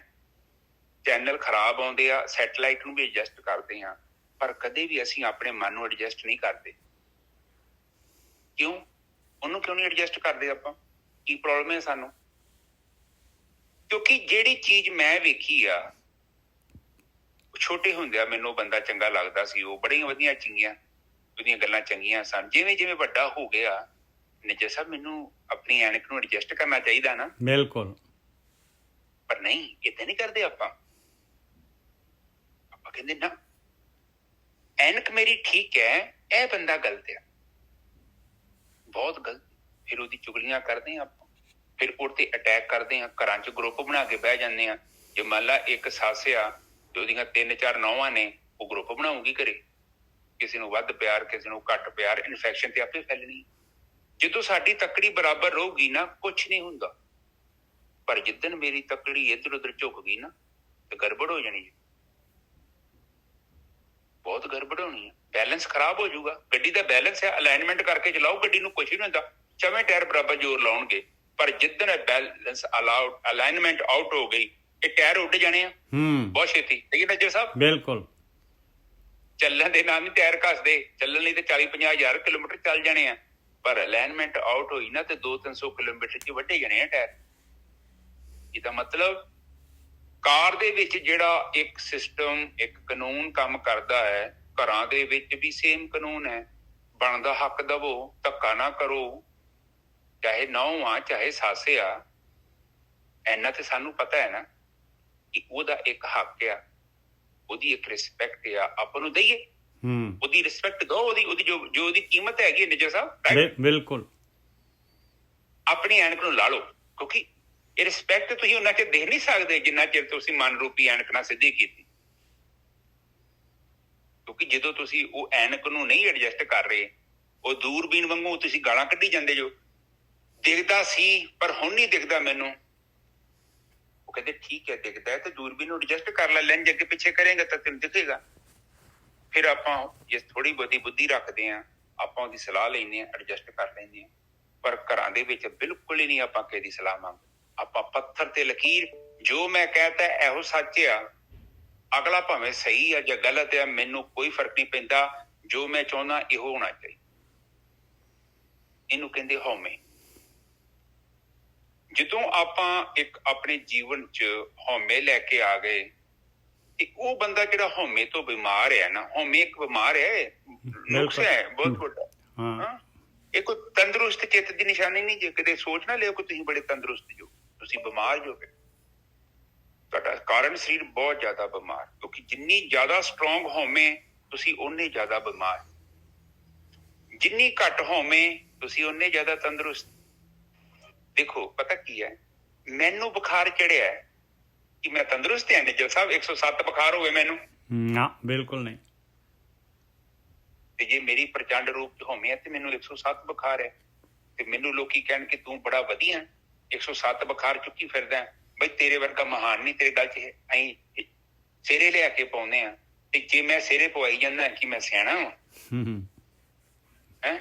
ਇਹਦਾ ਮਤਲਬ ਕਿ ਜੇ ਹਉਮੈ ਰੂਪੀ ਬੁਖਾਰ ਬਹੁਤ ਜ਼ਿਆਦਾ ਹੈ, ਆਪਾਂ ਗੱਲ ਪਿੱਛੇ ਆਪਣੇ ਫੀਲਿੰਗਸ ਨੂੰ ਜੋੜਦੇ ਆ। ਮੈਨੂੰ ਸਤਿ ਸ੍ਰੀ ਅਕਾਲ ਨਹੀਂ ਬੁਲਾਈ, ਮੈਨੂੰ ਫਲਾਣਾ ਨਹੀਂ ਕੀਤਾ, ਮੈਨੂੰ ਪੁੱਛਿਆ ਨਹੀਂ, ਉਹ ਮੈਨੂੰ ਕੱਪੜੇ ਨਹੀਂ ਲਿਆ ਕੇ ਦਿੱਤੇ। ਉਹ ਬੰਦਾ ਪੁੱਛੇ ਬੁੱਝ ਤੇਰੇ ਪੈਸੇ ਆ, ਬਾਜ਼ਾਰੋਂ ਲੈ ਕੇ ਖਰੀਦ ਕੇ ਲੈ। ਅਗਲੇ ਨੂੰ ਸੁਪਨਾ ਆਉਣਾ ਹੈ ਕਿ ਤੈਨੂੰ ਕਿਹੜਾ ਰੰਗ ਪਸੰਦ ਹੈ ਨਿੱਜਰ ਸਾਹਿਬ? ਬਿਲਕੁਲ। ਪਰ ਆਪਾਂ ਏਦਾਂ ਨਹੀਂ ਕਰਦੇ। ਅਗਲੇ ਨੂੰ ਅਸੀਂ ਸੋਚਦੇ ਹਾਂ ਕਿ ਇਹ ਕੋਈ ਜਾਦੂਗਰ ਹੋਵੇ ਤੇ ਸਾਡੇ ਦਿਲ ਦੀਆਂ ਗੱਲਾਂ ਪੜੇ ਬੈਠੇ ਫਿਰ ਅਸੀਂ ਖੁਸ਼ ਹੁੰਦੇ। ਪਰ ਏਦਾਂ ਤੇ ਪੋਸੀਬਲ ਹੀ ਨਹੀਂ। ਅਗਲੇ ਨੇ ਵਿਚਾਰੇ ਨੂੰ ਸ਼ੁਕਰ ਹੈ ਕਿ ਆਪਣੇ ਕੱਪੜੇ ਲੈ ਆਵੇ, ਤੁਹਾਨੂੰ ਲੋੜ ਹੈ ਤੇ ਖੁਦ ਖਰੀਦ ਕੇ ਲੈ ਆਓ। ਪਰ ਨਹੀਂ, ਆਪਾਂ ਏਦਾਂ ਕਰਦੇ। ਆਪਾਂ ਐਨਕਾਂ ਨਹੀਂ ਬਦਲਣਾ ਚਾਹੁੰਦੇ। ਸੋ ਪਲੀਜ਼, ਆਪਾਂ ਸਾਰੇ ਬੈਠੇ ਹਾਂ, ਆਪਾਂ ਪਰਿਵਾਰ ਹਾਂ। ਮੈਨੂੰ ਲੱਗਦਾ ਸਾਲ ਤੋਂ ਉੱਪਰ ਸਮਾਂ ਹੋ ਗਿਆ ਜਿੱਥੇ ਆਪਣੀਆਂ ਐਨਕਾਂ ਫਸੀਆਂ ਨੇ, ਐਨਕਾਂ 'ਚ ਐਡਜਸਟਮੈਂਟ ਦੀ ਪ੍ਰੋਬਲਮ ਆ, ਆਪਾਂ ਨੂੰ ਬਦਲਣ ਦੀ ਲੋੜ ਆ। ਜਦੋਂ ਛੋਟਾ ਬੱਚਾ ਹੁੰਦਾ ਨਾ ਤੇ ਮਾਂ ਲਈ ਬਹੁਤ ਪਿਆਰਾ ਹੁੰਦਾ ਹੈ, ਪਰ ਮਾਂ ਗਲਤ ਹੋਵੇਗੀ ਜਦੋਂ ਉਹ ਉਸ ਬੱਚੇ ਨੂੰ ਉਸੇ ਐਨਕ ਨਾਲ ਦੇਖਣ ਦੀ ਕੋਸ਼ਿਸ਼ ਕਰੇ। ਦੇਖੋ, ਇਹ ਚੀਜ਼ ਨੂੰ ਆਪ ਅੰਡਰਸਟੈਂਡ ਕਰੋ। ਛੋਟਾ ਬੱਚਾ ਹੈ, ਤੁਹਾਡੀ ਹਰ ਇੱਕ ਗੱਲ ਮੰਨ ਸਕਦਾ ਹੈ, ਪਰ ਜਿਵੇਂ ਜਿਵੇਂ ਬੱਚੇ ਨੇ ਵੱਡਾ ਹੋਣਾ ਤੇ ਜੇ ਤੁਸੀਂ ਉਹਦੀ ਐਨਕ ਨਹੀਂ ਨਾ ਬਦਲੀ, ਉਹਨੇ 9 ਤੋਂ 11 ਹੋ ਜਾਣਾ ਜੀ। ਬਿਲਕੁਲ ਇਹ ਸੱਚ ਹੈ, 101% ਸੱਚ ਆ, ਕਿਉਂਕਿ ਤੁਸੀਂ ਆਪਣੇ ਆਪ ਨੂੰ ਨਹੀਂ ਬਦਲਣ ਦੀ ਕੋਸ਼ਿਸ਼ ਕਰਦੇ। ਦੇਖੋ, ਬੱਚਾ ਛੋਟਾ ਸੀ ਉਦੋਂ ਤੁਹਾਡੀ ਗੱਲ ਠੀਕ ਸੀ, ਉਹ ਲੋੜ ਸੀ ਤੁਹਾਡੀ, ਜਦੋਂ ਉਹਨੂੰ ਜੂਤਾ ਪਾਉਣਾ ਸੀ, ਤਸਮੇ ਬੰਨਣੇ ਸੀ, ਉਹਨੇ ਪਟਕਾ ਬੰਨਣਾ ਸੀ, ਤੁਸੀਂ ਡਰੈਸ ਦੇਣੀ ਸੀ ਔਰ ਤੁਸੀਂ ਉਹਦੇ ਕੱਪੜੇ ਕੁਪੜੇ ਧੋਣੇ ਸੀ, ਠੀਕ ਸੀ। ਉਹ ਇੱਕ ਪਾਰਟ ਆਫ ਲਾਈਫ ਸੀ। ਹੁਣ ਬੱਚਾ ਵੱਡਾ ਹੋ ਗਿਆ, ਖੁਦ ਪੱਗ ਬੰਨ ਲੈਂਦਾ ਹੈ, ਖੁਦ ਬੂਟ ਪਾ ਲੈਂਦਾ ਹੈ, ਇੱਥੋਂ ਤੱਕ ਖਰੀਦ ਕੇ ਵੀ ਲੈ ਆਉਂਦਾ ਹੈ। ਪਰ ਜੇ ਤੁਸੀਂ ਉਹਨੂੰ ਮਜਬੂਰ ਕਰੋ, ਨਹੀਂ ਪੁੱਤ ਮੈਂ ਹੀ ਤੇਰੇ ਲਈ ਟੀ-ਸ਼ਰਟ ਪਸੰਦ ਕਰੂੰਗੀ, ਤੈਨੂੰ ਨਹੀਂ ਪਤਾ ਤੇਰੇ ਬੂਟ ਕਿੱਦਾਂ ਦੇ ਨੇ, ਮੈਂ ਵਧੀਆ ਰੰਗ ਦਿੰਦੀ ਹਾਂ, ਤੇ ਫਿਰ ਤੇ ਨਿੱਜ ਸਭ, ਫਿਰ ਇਹਦਾ ਮਤਲਬ ਕਿ ਆਪਾਂ ਉਹਦੀ ਐਨਕ ਆ ਉਹਨੂੰ ਐਡਜਸਟ ਨਹੀਂ ਕਰ ਪਾ ਰਹੇ। ਬਿਲਕੁਲ। ਔਰ ਕਈ ਗੱਲਾਂ ਯਾਦ ਰੱਖਣੀਆਂ, ਆ ਬੜੀ ਕੰਮ ਦੀ ਗੱਲ ਜੇ। ਜਿੱਦਣ ਤੁਹਾਡੇ ਬੱਚੇ ਨੇ ਕਹਿਤਾ ਨਾ ਕਿ ਮੰਮੀ ਇਹ ਕੱਪੜਾ ਮੈਂ ਨਹੀਂ ਪਾਉਣਾ, ਮੰਮੀ ਮੈਂ ਇਹ ਕੱਪੜਾ ਹੀ ਪਾਉਣਾ, ਉਦੋਂ ਖੁਸ਼ ਹੋਇਓ। ਤੁਹਾਡੇ ਲਈ ਫਖਰ ਦੀ ਗੱਲ ਹੈ ਕਿ ਤੁਹਾਡਾ ਬੱਚਾ ਕਹਿੰਦਾ ਹੈ ਮੈਂ ਆਪਣੀ ਹੋਂਦ ਬਣਾਉਣਾ ਚਾਹੁੰਦਾ ਵਾਂ, ਮੰਮੀ ਮੈਂ ਆਪਣੇ ਆਪ ਨੂੰ ਆਇਡੈਂਟੀਫਾਈ ਕਰਨਾ ਚਾਹੁੰਦਾ, ਡੈਡੀ ਜੀ ਮੈਂ ਵੀ ਆਪਣੇ ਆਪ ਨੂੰ ਸਾਬਤ ਕਰਨਾ ਚਾਹੁੰਦਾ, ਮੈਨੂੰ ਫਰੀਡਮ ਦਿਓ, ਮੈਂ ਚੋਣ ਕਰ ਸਕਾਂ। ਵਿਜੇ ਸਾਹਿਬ, ਬਿਲਕੁਲ, ਮੈਂ ਤੁਹਾਡੀ ਉਂਗਲ ਨਹੀਂ ਫੜ ਕੇ ਚੱਲ ਸਕਦਾ, ਤੇ ਉਧਰ ਪਾਰਟੀ ਕਰਿਓ। ਪਰ ਨਹੀਂ, ਆਪਾਂ ਪਾਰਟੀ ਨਹੀਂ ਕਰਦੇ। ਆਪਾਂ ਕਹਿੰਦੇ ਤੂੰ ਕੀ ਬਾਂਦਰ ਬਣ ਗਿਆ ਓਏ, ਐ ਕੀ ਪਾਲੇ, ਇਹ ਗਲਤ ਹੈ ਨਾ। ਬਿਲਕੁਲ। ਹਾਂ, ਉਹ ਨੁਕਸਾਨ ਕਰੂਗਾ। ਮੈਂ ਨਹੀਂ ਕਹਿੰਦਾ ਕਿ ਉਹ ਬੜਾ ਵੱਡੇ ਫੈਸਲੇ ਕਰ ਦੂਗਾ, ਬੜੀਆਂ ਓਕੇ ਰਿਪੋਰਟਾਂ, ਪਰ ਉਹਦੀ ਜੱਜਮੈਂਟ ਤੇ ਲਓ ਯਾਰ, ਉਹਨੂੰ ਫਰੀਡਮ ਦਿਓ, ਤੋ ਬੱਚਿਆਂ ਨੂੰ ਡਿਸੀਜਨ ਕਰਨ ਦੇ ਮੌਕੇ ਦਿਓ, ਤਾਂ ਜੋ ਬੱਚਿਆਂ 'ਚ ਕੌਨਫੀਡੈਂਸ ਬਣੇ। ਅੱਜ ਕੱਲ੍ਹ ਦੇ ਸਕੂਲਾਂ 'ਚ ਵੇਖੋ, ਉਹ ਹਰ ਇੱਕ ਬੱਚੇ ਨੂੰ ਕਹਿੰਦੇ ਕਿ ਬਈ ਇੱਥੇ ਆ ਕੇ ਨਾ ਬਲੈਕ ਬੋਰਡ ਤੇ ਤੂੰ ਜਾ ਕੇ ਕਿ ਕੁਐਸਚਨਾਂ ਨੂੰ ਹੱਲ ਕਰਨਾ ਹੀ, ਉਹਨੂੰ ਸਾਰਿਆਂ ਨੂੰ ਮਨੀਟਰ ਬਣਾਉਂਦੇ ਨੇ ਜੱਜ ਸਾਹਿਬ। ਬਿਲਕੁਲ। ਕਿਉਂ ਬਣਾਉਂਦੇ ਆ? ਉਹ ਬੱਚੇ ਨੂੰ ਕਹਿੰਦੇ ਕਿ ਤੇਰੇ ਅੰਦਰ ਹੀਨ ਭਾਵਨਾ ਨਾ ਆਵੇ, ਤੇਰੇ ਮਨ 'ਚ ਇਹ ਨਾ ਹੋਵੇ ਕਿ ਮੈਂ ਛੋਟਾ ਆ, ਮੈਂ ਕਮਜ਼ੋਰ ਆ। ਆਪ ਜੀ ਦੇ ਲਫ਼ਜ਼ ਇੰਨੇ ਇੰਪੋਰਟੈਂਟ ਨੇ। ਮੇਰਾ ਇੱਕ ਛੋਟਾ ਮੁੰਡਾ ਹੈ ਹਰਮਨ, ਬਹੁਤ ਸਲੋ ਸੀ ਵਿਚਾਰਾ, ਮਤਲਬ ਨਾ ਉਹ ਗੇਮ 'ਚ ਬਹੁਤ ਐਕਸਪਰਟ ਆ, ਫੁੱਟਬਾਲ ਹਾਕੀ ਜੋ ਮਰਜ਼ੀ ਖਿਡਾਓ, ਤੇ ਉਹ ਵਿਚਾਰਾ ਜਿੱਦਾਂ ਨਾ ਬੜਾ ਡਾਊਨ ਹੋ ਗਿਆ। ਮੈਂ ਜਿਉਂਦਾ ਉਹਨੂੰ ਕਹਿਣਾ ਸ਼ੁਰੂ ਕਰਤਾ ਨਾ ਕਿ ਹਰਮਨ ਤੂੰ ਪੁੱਤ ਬਹੁਤ ਵਧੀਆ ਯਾਰ, ਤੇਰੀ ਪੜ੍ਹਾਈ ਬੜੀ ਵਧੀਆ ਹੋ ਗਈ। ਤੇ ਉਹ ਇੱਥੇ ਕੁੜੀ ਕੋਲ ਟਿਊਸ਼ਨ ਪੜ੍ਹਿਆ, ਉਹ ਇੰਨਾ ਸ਼ੌਂਕ ਨਾਲ ਪੜ੍ਹਿਆ। ਨਿੱਜਰ ਸਾਹਿਬ, ਸਕੂਲ ਦੀਆਂ ਮੈਡਮਾਂ ਖੁਦ ਕਹਿੰਦੀਆਂ ਕਿ ਹਰਮਨ ਲਾਕਡਾਊਨ ਤੋਂ ਬਾਅਦ ਤੂੰ ਬਹੁਤ ਚੇਂਜ ਹੋ ਗਿਆ, ਤੇਰੀ ਪੜ੍ਹਾਈ ਬਹੁਤ ਵਧੀਆ ਹੋ ਗਈ। ਨਿੱਜਰ ਸਾਹਿਬ, ਬਿਲਕੁਲ। ਉਸ ਹੁਣ ਮੈਂ ਵੀ ਨਾ ਕਿਤਾਬ ਚੁੱਕੀ ਫਿਰਦਾ, ਤੇ ਜੇ ਮੈਂ ਇਹਨੂੰ ਨੈਗੇਟਿਵ ਗੱਲਾਂ ਕਰਾਂ ਤੇ ਉਹ ਵਿਚਾਰਾ ਕਿੱਥੋਂ ਉੱਠੂਗਾ। ਤੇ ਸਾਡੇ ਲਫ਼ਜ਼ ਨਿੱਜਰ ਸਾਹਿਬ ਬਹੁਤ ਫਰਕ ਪਾਉਂਦੇ ਆ। ਅਸੀਂ ਜਦੋਂ ਦੂਜੇ ਨੂੰ ਐਪਰੀਸ਼ੀਏਟ ਕਰਦੇ ਹਾਂ ਨਾ, ਤੇ ਦੂਜਾ ਸਾਡੀ ਰਿਸਪੈਕਟ ਕਰਦਾ। ਤੇ ਜਦੋਂ ਮੈਂ ਗੱਲ ਤੇ ਉਹਦੀ ਹੇਠੀ ਕਰੀ ਜਾਣਾ, ਤੂੰ ਨਹੀਂ ਸਹੀ, ਤੂੰ ਨਹੀਂ ਸਹੀ, ਤੂੰ ਨਹੀਂ ਸਹੀ, ਤੇ ਫਿਰ ਮੈਂ ਕਿੰਨਾ ਕੁ ਸਹੀ ਆ। ਹੁਣ ਦੇਖੋ, ਇੱਕ ਚੀਜ਼ ਨੂੰ ਆਪਾਂ ਹੋਰ ਕਰਦੇ, ਕਥਾ ਤੇ ਵੀ ਆਉਂਦੇ ਆਪਾਂ। ਕਥਾ ਕੁਛ ਵੱਖਰੀ ਨਹੀਂ, ਜੋ ਸਾਰਾ ਕੁਝ ਇਹੋ ਹੀ ਲਿਖਿਆ, ਜੋ ਕੁਛ ਨਹੀਂ ਜੇ ਲਿਖਿਆ ਉੱਚ, ਕੇਵਲ ਸਾਡੀਆਂ ਹੀ ਗੱਲਾਂ। ਸਾਨੂੰ ਚੰਗਾ ਇਨਸਾਨ ਬਣਾਉਣਾ ਚਾਹੁੰਦੀ ਹੈ ਬਾਣੀ। ਦੇਖੋ, ਆਪਾਂ ਕੀ ਚਾਹੁੰਦੇ ਹਾਂ? ਆਪਾਂ ਸਾਰੇ ਚਾਹੁੰਦੇ ਨਾ ਕਿ ਦੁਨੀਆ ਵਧੀਆ ਹੋ ਜਾਏ। ਨਿੱਜਰ ਸਾਹਿਬ, ਬਿਲਕੁਲ। ਮੈਂ ਚਾਹੁੰਦਾ ਨਾ ਕਿ ਉਹ ਸੋਚਦੇ ਨਾ, ਉਹ ਧਰਤੀ ਤੇ ਸਾਰੇ ਲੋਕ ਕਾਨੂੰਨ ਦੇ ਨਾਲ ਚੱਲਣ, ਸੜਕਾਂ ਤੇ ਸਿਗਨਲ ਨੂੰ ਫੋਲੋ ਕਰਨ, ਲਾਈਨ ਤੇ ਲੱਗਣ, ਥੁੱਕਣ ਨਾ, ਗੰਦ ਨਾ ਪਾਉਣ, ਹਨਾ, ਧਰਤੀ ਸਾਫ਼ ਸੁਥਰੀ ਹੋ ਜਾਏ, ਚੰਗੀ ਤਰ੍ਹਾਂ ਲੋਕ ਬੋਲਣ, ਚੰਗੀ ਤਰ੍ਹਾਂ ਗੱਲ ਕਰਨ। ਆਪਾਂ ਚਾਹੁੰਦੇ ਕਿ ਸਾਰੀ ਦੁਨੀਆ ਬਦਲ ਜਾਵੇ। ਪਰ ਸਭ ਤੋਂ ਵੱਡੀ ਇੱਕ ਕਮਜ਼ੋਰੀ ਵਾਲੀ ਗੱਲ ਆ, ਅਸਲ ਦੇ ਵਿੱਚ ਜਿਹੜਾ ਅਸੀਂ ਆਪਣੇ ਆਪ ਨੂੰ ਨਹੀਂ ਬਦਲਣਾ ਚਾਹੁੰਦੇ ਨਿੱਜਰ ਸਾਹਿਬ। ਅਸੀਂ ਆਪਣੇ ਆਪ ਨੂੰ ਛੱਡ ਦਿੰਦੇ ਆ। ਆਪਾਂ ਕਹਿੰਦੇ ਬਾਕੀ ਸਾਰੀ ਦੁਨੀਆ ਵਧੀਆ ਹੋ ਜਾਏ, ਤੇ ਜਦ ਕਿ ਮੇਨ ਤੇ ਰੋਲ ਹੀ ਸਾਡਾ। ਬਿਲਕੁਲ। ਪਰ ਅਸੀਂ ਉੱਥੇ ਕੁਛ ਨਹੀਂ ਬੋਲਦੇ। ਅਸੀਂ ਕਹਿੰਦੇ ਅਸੀਂ ਬਿਲਕੁਲ ਠੀਕ, ਸਾਡੇ 'ਚ ਕੋਈ ਫਾਲਟ ਨਹੀਂ ਆ, ਕਿਉਂਕਿ ਅਸੀਂ ਆਪਣੇ ਆਪ ਨੂੰ ਉਹ ਕੀ ਕਹਿੰਦੇ ਇਹਨੂੰ ਸੁਪੀਰੀਅਰ ਬਣਾ ਕੇ ਰੱਖਿਆ ਕਿ ਮੈਂ ਪਰਫੈਕਟ ਆ, ਬਾਕੀ ਲੋਕ ਗਲਤ ਨੇ। ਪਰ ਏਦਾਂ ਨਹੀਂ ਹੁੰਦਾ। ਸਾਰਿਆਂ ਦੇ ਵਿੱਚ ਗੁਣ ਵੀ ਹੁੰਦੇ ਤੇ ਸਾਰਿਆਂ 'ਚ ਔਗਣ ਵੀ ਹੁੰਦੇ। ਕਈ ਔਗਣ ਜਿਹੜੇ ਆ ਉਹ ਦਿਖਦੇ ਨੇ, ਕਈ ਔਗਣ ਨਹੀਂ ਦਿਖਦੇ। ਸਾਡੇ ਜਿਹੜੇ ਔਗਣ ਸਾਨੂੰ ਪਤਾ, ਇਸੇ ਲਈ ਬਾਣੀ 'ਚ ਕਿਹਾ ਹਮ ਨਹੀਂ ਚੰਗੇ ਤੇ ਬੁਰਾ ਨਹੀਂ ਕੋਈ। ਕਿਉਂਕਿ ਜੇਕਰ ਤੁਹਾਨੂੰ ਲੋਕਾਂ 'ਚ ਔਗਣ ਨਜ਼ਰ ਆਉਂਦੇ ਆ, ਇਹਦਾ ਮਤਲਬ ਨਹੀਂ ਕਿ ਲੋਕਾਂ 'ਚ ਔਗਣ ਹੈਗੇ ਆ। ਇਹਦਾ ਮਤਲਬ ਜਿਹੜੀ ਸਾਡੀ ਐਨਕ ਆ ਉਹ ਕਾਫੀ ਟਾਈਮ ਤੋਂ ਐਡਜਸਟ ਨਹੀਂ ਕੀਤੀ ਆ, ਪੁਰਾਣੀ ਐਨਕ ਆ, ਉੱਥੇ ਬੈਠੀ ਹੈ, ਉਹਦੇ ਲੈਂਜ ਜਿਹੜੇ ਨਾ ਉਹ ਜਾਮ ਹੋ ਗਏ ਨੇ। ਤੇ ਜਿੱਦਣ ਤੁਸੀਂ ਸਾਧਨਾ ਕੀਤੀ ਨਾ ਤੇ ਤੁਹਾਡੀ ਇਹ ਐਨਕ ਦੀ ਐਡਜਸਟਮੈਂਟ ਹੀ ਹੋਣੀ ਹੈ, ਕੁਛ ਨਹੀਂ ਹੋਣਾ ਉੱਥੇ। ਹੈ ਤੇ ਸਾਰਾ ਕੁਝ ਸਾਡੇ ਅੰਦਰ ਹੈ। ਉੱਥੇ ਬਾਣੀ ਤੇ ਕਹਿੰਦੀ ਜੋ ਬ੍ਰਹਮੰਡੇ ਸੋਈ ਪਿੰਡੇ, ਤੇਰੇ ਅੰਦਰ ਸਾਰਾ ਕੁਝ ਪਾ ਕੇ ਰੱਬ ਨੇ ਭੇਜਿਆ ਹੈ। ਪਰ ਕੁਛ ਲੋਕ ਹੁੰਦੇ ਨੇ, ਜਿੱਦਾਂ ਮੇਰੇ ਘਰ 'ਚ ਖਜ਼ਾਨਾ ਪਿਆ ਹੋਵੇ ਤੇ ਮੈਂ ਪਿਓ ਦੇ ਪੁੱਤ ਨੇ ਕਿਤੇ ਮਿਹਨਤ ਨਾ ਕੀਤੀ ਜਾਂ 5-6 ਫੁੱਟ ਦੇ ਥੱਲੇ ਹੋਵੇ, ਮੈਂ ਪੁੱਟਿਆ ਹੀ ਨਹੀਂ, ਸਾਰੀ ਜ਼ਿੰਦਗੀ ਮੈਂ ਗਰੀਬੀ 'ਚ ਬਤੀਤ ਕਰੂੰਗਾ, ਤੇ ਕੀ ਖਜ਼ਾਨਾ ਹੋਣ ਦੇ ਬਾਵਜੂਦ ਵੀ ਮੈਂ ਉਸ ਤੋਂ ਫਾਇਦਾ ਉਠਾਇਆ? ਕੁਛ ਨਹੀਂ, ਬਿਲਕੁਲ ਨਹੀਂ। ਇਹੋ ਸਾਡਾ। ਹੁਣ ਮੈਨੂੰ ਤੁਸੀਂ ਦਓ ਇੱਥੇ ਇੱਕ ਬੜੀ ਮਹਿੰਗੀ ਕਾਰ ਤੇ ਮੈਂ ਉਹ ਘੋੜੇ ਦੇ ਪਿੱਛੇ ਜੋਈ ਹੋਵੇ ਨਿੱਜਰ ਸਾਹਿਬ, ਬਿਲਕੁਲ ਹੈ ਤੇ ਸਾਡਾ ਹਿਸਾਬ ਤੇ ਖੋਤੇ ਦੇ ਪਿੱਛੇ ਬੰਨ ਕੇ ਬੈਠੇ ਆ ਫਰਾਰੀ ਕਾਰ, ਜਦਕਿ ਫਰਾਰੀ ਤੇ ਬੜੀ ਵੱਡੀ ਮਹਿੰਗੀ ਕਾਰ ਹੈ। ਇਹੋ ਹਿਸਾਬ ਸਾਡਾ ਹੈ। ਅਸੀਂ ਇਸ ਆਪਣੇ ਵਧੀਆ ਜੀਵਨ ਤੋਂ ਉਹਨਾਂ ਬੈਨੀਫਿਟ ਨਹੀਂ ਉਠਾ ਪਾ ਰਹੇ ਜਿੰਨਾ ਸਾਡੀ ਹੱਕ ਹੈ। ਇਹ ਬਾਣੀ ਕੀ ਕਹਿ ਰਹੀ ਆ ਕਿ ਤੂੰ ਭਰਮ ਦੇ ਵਿੱਚ ਬੈਠਾ, ਇਸ ਹੀਰੇ ਵਰਗੇ ਜਨਮ ਨੂੰ ਤੂੰ ਕੌਡੀ ਦੇ ਬਦਲੇ ਗਵਾ ਰਿਹਾ, ਇਹ ਤੂੰ ਗੱਲ ਨੂੰ ਯਾਦ ਨਹੀਂ ਕਰ ਰਿਹਾ। ਸਹੀ ਨਾ ਜੀ ਸਾਹਿਬ? ਬਿਲਕੁਲ। ਹੀਰੇ ਜਿਹਾ ਜਨਮ ਤੇ ਕੌਡੀ ਬਦਲੇ ਜਾਏ, ਬਾਣੀ 'ਚ ਤੁਕ ਵੀ ਆਉਂਦੀ ਹੈ ਮੇਰੇ ਸਾਹਮਣੇ। ਬਿਲਕੁਲ ਆਉਂਦੀ ਆ। ਦਿਵਸ ਗਵਾਇਆ ਰਹਿਣ ਗਵਾਈ ਸੋਏ ਕੇ, ਦਿਵਸ ਗਵਾਇਆ ਖਾਏ, ਹੀਰੇ ਜੈਸਾ ਜਨਮ ਹੈ ਕੌਡੀ ਬਦਲੇ ਜਾਏ। ਉਹ ਕਹਿੰਦੇ ਆ, ਮੈਂ ਗਲਤ ਕਿਹਾ ਕੁਛ? ਉਹ ਕਹਿੰਦੀ ਬਾਣੀ ਕਿ ਤੂੰ ਉਸ ਕੀਮਤ ਨੂੰ, ਉਸ ਲਾਲ ਤੇਰੇ ਕੋ ਹੈਗਾ ਜਿਹਦੇ ਬਦਲੇ ਰੱਬ ਮਿਲਣਾ ਸੀ, ਪਰ ਤੂੰ ਥੋੜੀ ਜਿਹੀ ਐਨਕ ਐਡਜਸਟ ਕਰਨ ਲਈ ਰੈਗਡੀ ਨਹੀਂ ਆ। ਤੂੰ ਕਹਿੰਦਾ ਕਿ ਉੱਥੇ ਫੈਬਰਿਕ ਪਾ ਦਾਂ, ਉਹ ਲਹਿੰਗੀ ਜਾਮ ਕਰਦਾ, ਹਿੱਲਣੀ ਨਾ।